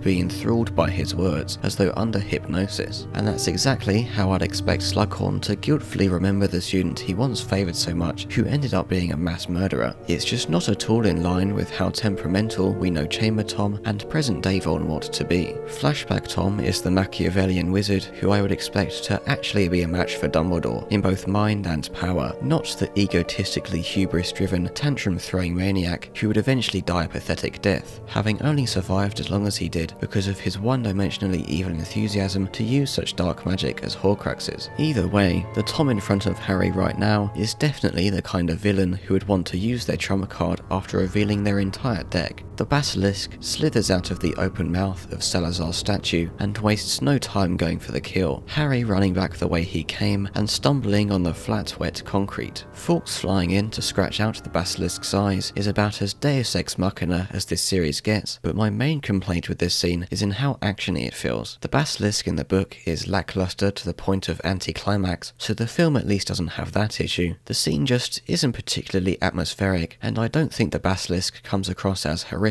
or fearsomely intimidating as it needs to be. The overly fantastical presentation of this climax is however in line with how the rest of the film has displayed itself, never quite utilising what should have been one of the more compelling mysteries of the series, such as by telling an almost alien-like thriller about the unknown monster roaming about the castle, instead devolving into the most run-of-the-mill children's adventure of all 8 films and, make no mistake, all 7 books as well. This is one of the most unique and dangerous monsters in the wizarding world, and after the cliché stealth phase where the Basilisk gets up close to Harry, fails to detect him, and then gets distracted by a rock being thrown a few feet away, it comes across not like a scary, nigh unbeatable monster, but like a stupid animal. I mean, once its eyes have been gouged out, Harry manages to kill it without casting a single spell, by gaining some high ground and holding up a short sword for the thing to blindly impale itself on. It's clear that a wizard who could actually use magic in combat, like any of the Hogwarts professors should be able to, would have had too easy of a time, regardless of their inability to look in the direction of whatever spells they're casting. All of Hagrid's roosters may have been mysteriously killed, which we now know Ginny was told to do because the cry of a rooster is most embarrassingly fatal to the Basilisk, but that can't stop McGonagall from entering the chamber after Harry opens it for her and transfiguring something random into a rooster then and there, or otherwise purchasing a few dozen roosters, keeping them guarded to make sure they don't get killed, and then setting them free into the chamber to absent-mindedly do the work themselves. Nobody would have to go in and risk seeing the Basilisk alive at all. Unfortunately, despite defeating it, one of the Basilisk's fangs sunk into Harry's arm. In what is a surprisingly gnarly bit of gore, Harry pulls the fang out of his arm, but the venom has already done its job in entering his body, and on top of being able to destroy powerful magical protections or enhancements, including being one of only 2 things that are found to be able to damage a Horcrux, Basilisk venom can also kill a person in a matter of minutes. But being the hero that he is, even on the verge of death, Harry uses the fang to stab the diary, not knowing knowing that it's a Horcrux, what a Horcrux even is, or that he just used one of the only things capable of destroying one, and so Voldemort is dealt with for another year, before he could do anything with his newfound ability to physically interact with reality. Harry, you're hurt. Don't worry. Ginny, you need to get yourself out. Radcliffe strains the current boundaries of his acting talents as Harry puts on a brave face to make sure Ginny gets out safely. But, quickly enough, in case you are under any impression that the series would kill off its title character in the second instalment, we find out that Dumbledore yet again took every possibility into account, Fawkes swooping down to heal Harry's arm with its Phoenix Tears, which conveniently happen to be the one thing that can heal Basilisk Venom. Fawkes is really the unsung hero of this entire scene, having brought Harry the hat and the sword, gouged out the Basilisk's eyes, healed Harry's otherwise fatal wound, and now he's going to carry the whole gang hundreds of meters up out of the chamber, and they seem to have flown up through a ravine just on the border of the castle, which you would think would have been the first place at least someone in Hogwarts' 1,000-year history decided to go in search of the fabled underground temple, but I guess not. But in the past few hours, you have broken perhaps a dozen school rules.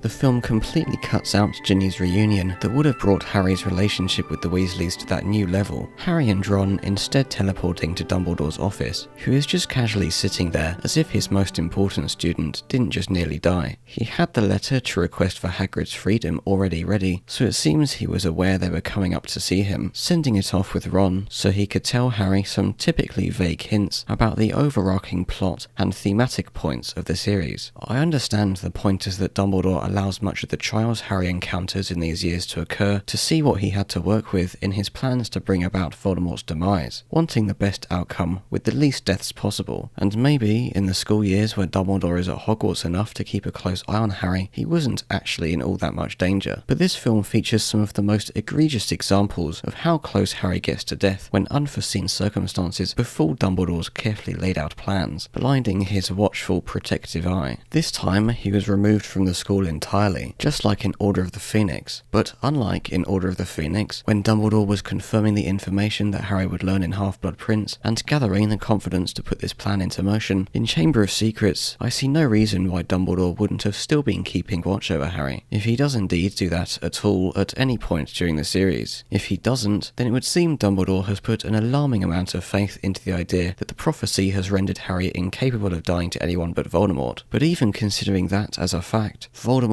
is, in 5 out of the 7 books, just about directly involved in one or more of Harry's near-death experiences. I'll concede that it's only in Goblet of Fire and Order of the Phoenix that Voldemort's own hands are concretely involved in putting Harry's life in danger, but I sustain my criticism that Dumbledore should in no way be as nonchalant as he is at the end of Chamber of Secrets, considering all that has happened to Harry. Special awards for services to the school. Anyway, wanting to comfort Harry but not give too much away about the connection to Voldemort that might have given them a shared power, he says that Voldemort unintentionally transferred some of his powers to Harry in his attempt to kill him. The diary only failed because Harry could speak Parseltongue, the self-fulfilling prophecy in some way proving itself to be the reason this 7-book-long story occurred, a point Dumbledore scarcely elaborates on again until Order of the Phoenix, when even then he doesn't tell Harry the whole truth, but at least makes it clear that Voldemort's initial attempt to kill Harry was the deciding factor that has bound their fates together. It is not our abilities that show what we truly are. It is our choices. He hands Harry the sword of Gryffindor, which he very distractingly takes blade first and holds at an awkward angle so the camera can look down to see the engraved writing. He's not firmly grasping it, so it won't cut him as long as he doesn't slide his hands up or down, but he continues to hold it by the blade like this throughout Lucius's confrontation with Dumbledore, the pointy end directed precariously at Dobby's face, who Lucius very kindly chose to bring with him for our visual narrative convenience. Now we know who Dobby's master has been throughout the film, and where he heard the insider information he's been failing to warn Harry about all year, although whatever plan Lucius may or may not have had with the diary wouldn't have involved putting Harry specifically in danger, since Riddle mentioned he initially returned with the intention of opening the chamber and ridding Hogwarts of Muggleborns, changing his plans to focus on Harry only after finding out about their history. I'm not sure what Lucius was hoping to achieve by storming in here to confront Dumbledore, questioning who they thought to be the culprit, as if Dumbledore isn't fully aware that it's him, but his presence is a great reminder reminder that by planting the diary on Ginny and kickstarting the events of the film, he, against his own best interest, caused the destruction of one of Voldemort's Horcruxes, giving Dumbledore proof that Voldemort had made Horcruxes, got the Basilisk killed and the chamber rendered useless to his Slytherin brethren, providing the trio with the fangs and venom-imbued sword that were gone to destroy several other Horcruxes, and so ultimately unintentionally made some of the greatest contributions to Voldemort's downfall. They also shone some exaggerated villainous lighting across his face, had Dobby give a wink-wink nudge-nudge to Harry, and then he kicked Dobby on their way out, in case it wasn't clear enough where Lucius's allegiances lie. And, if you forgot or missed the split-second moment where Lucius planted the diary in Ginny's cauldron, Harry runs and hands the diary back and says exactly that. I think you slipped the diary into Ginny Weasley's cauldron that day at Diagon Alley.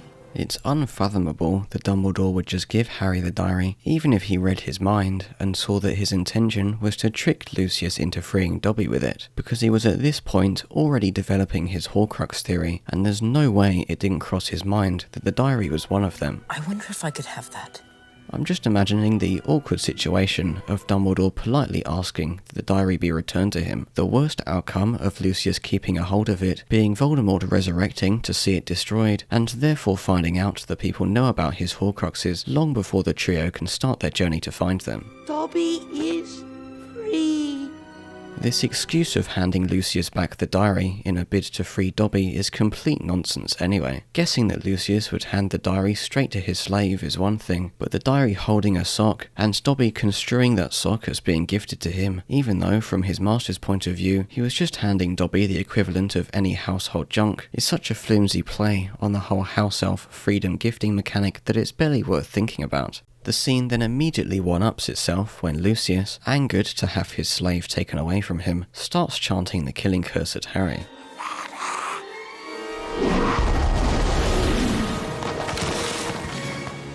The decision to try killing a child who is the most famous wizard in the world, with the most illegal spell in the world, outside the office of the most powerful wizard in the world, in a school of other wizards and children, can only be laughed at. You are going to meet the same sticky. Apparently Jason Isaacs couldn't remember any other spells on set, and nobody thought to tell him that using the spell that would 2 films later be revealed as one of the 3 unforgivable curses isn't the best choice, and that's why we ended up with this.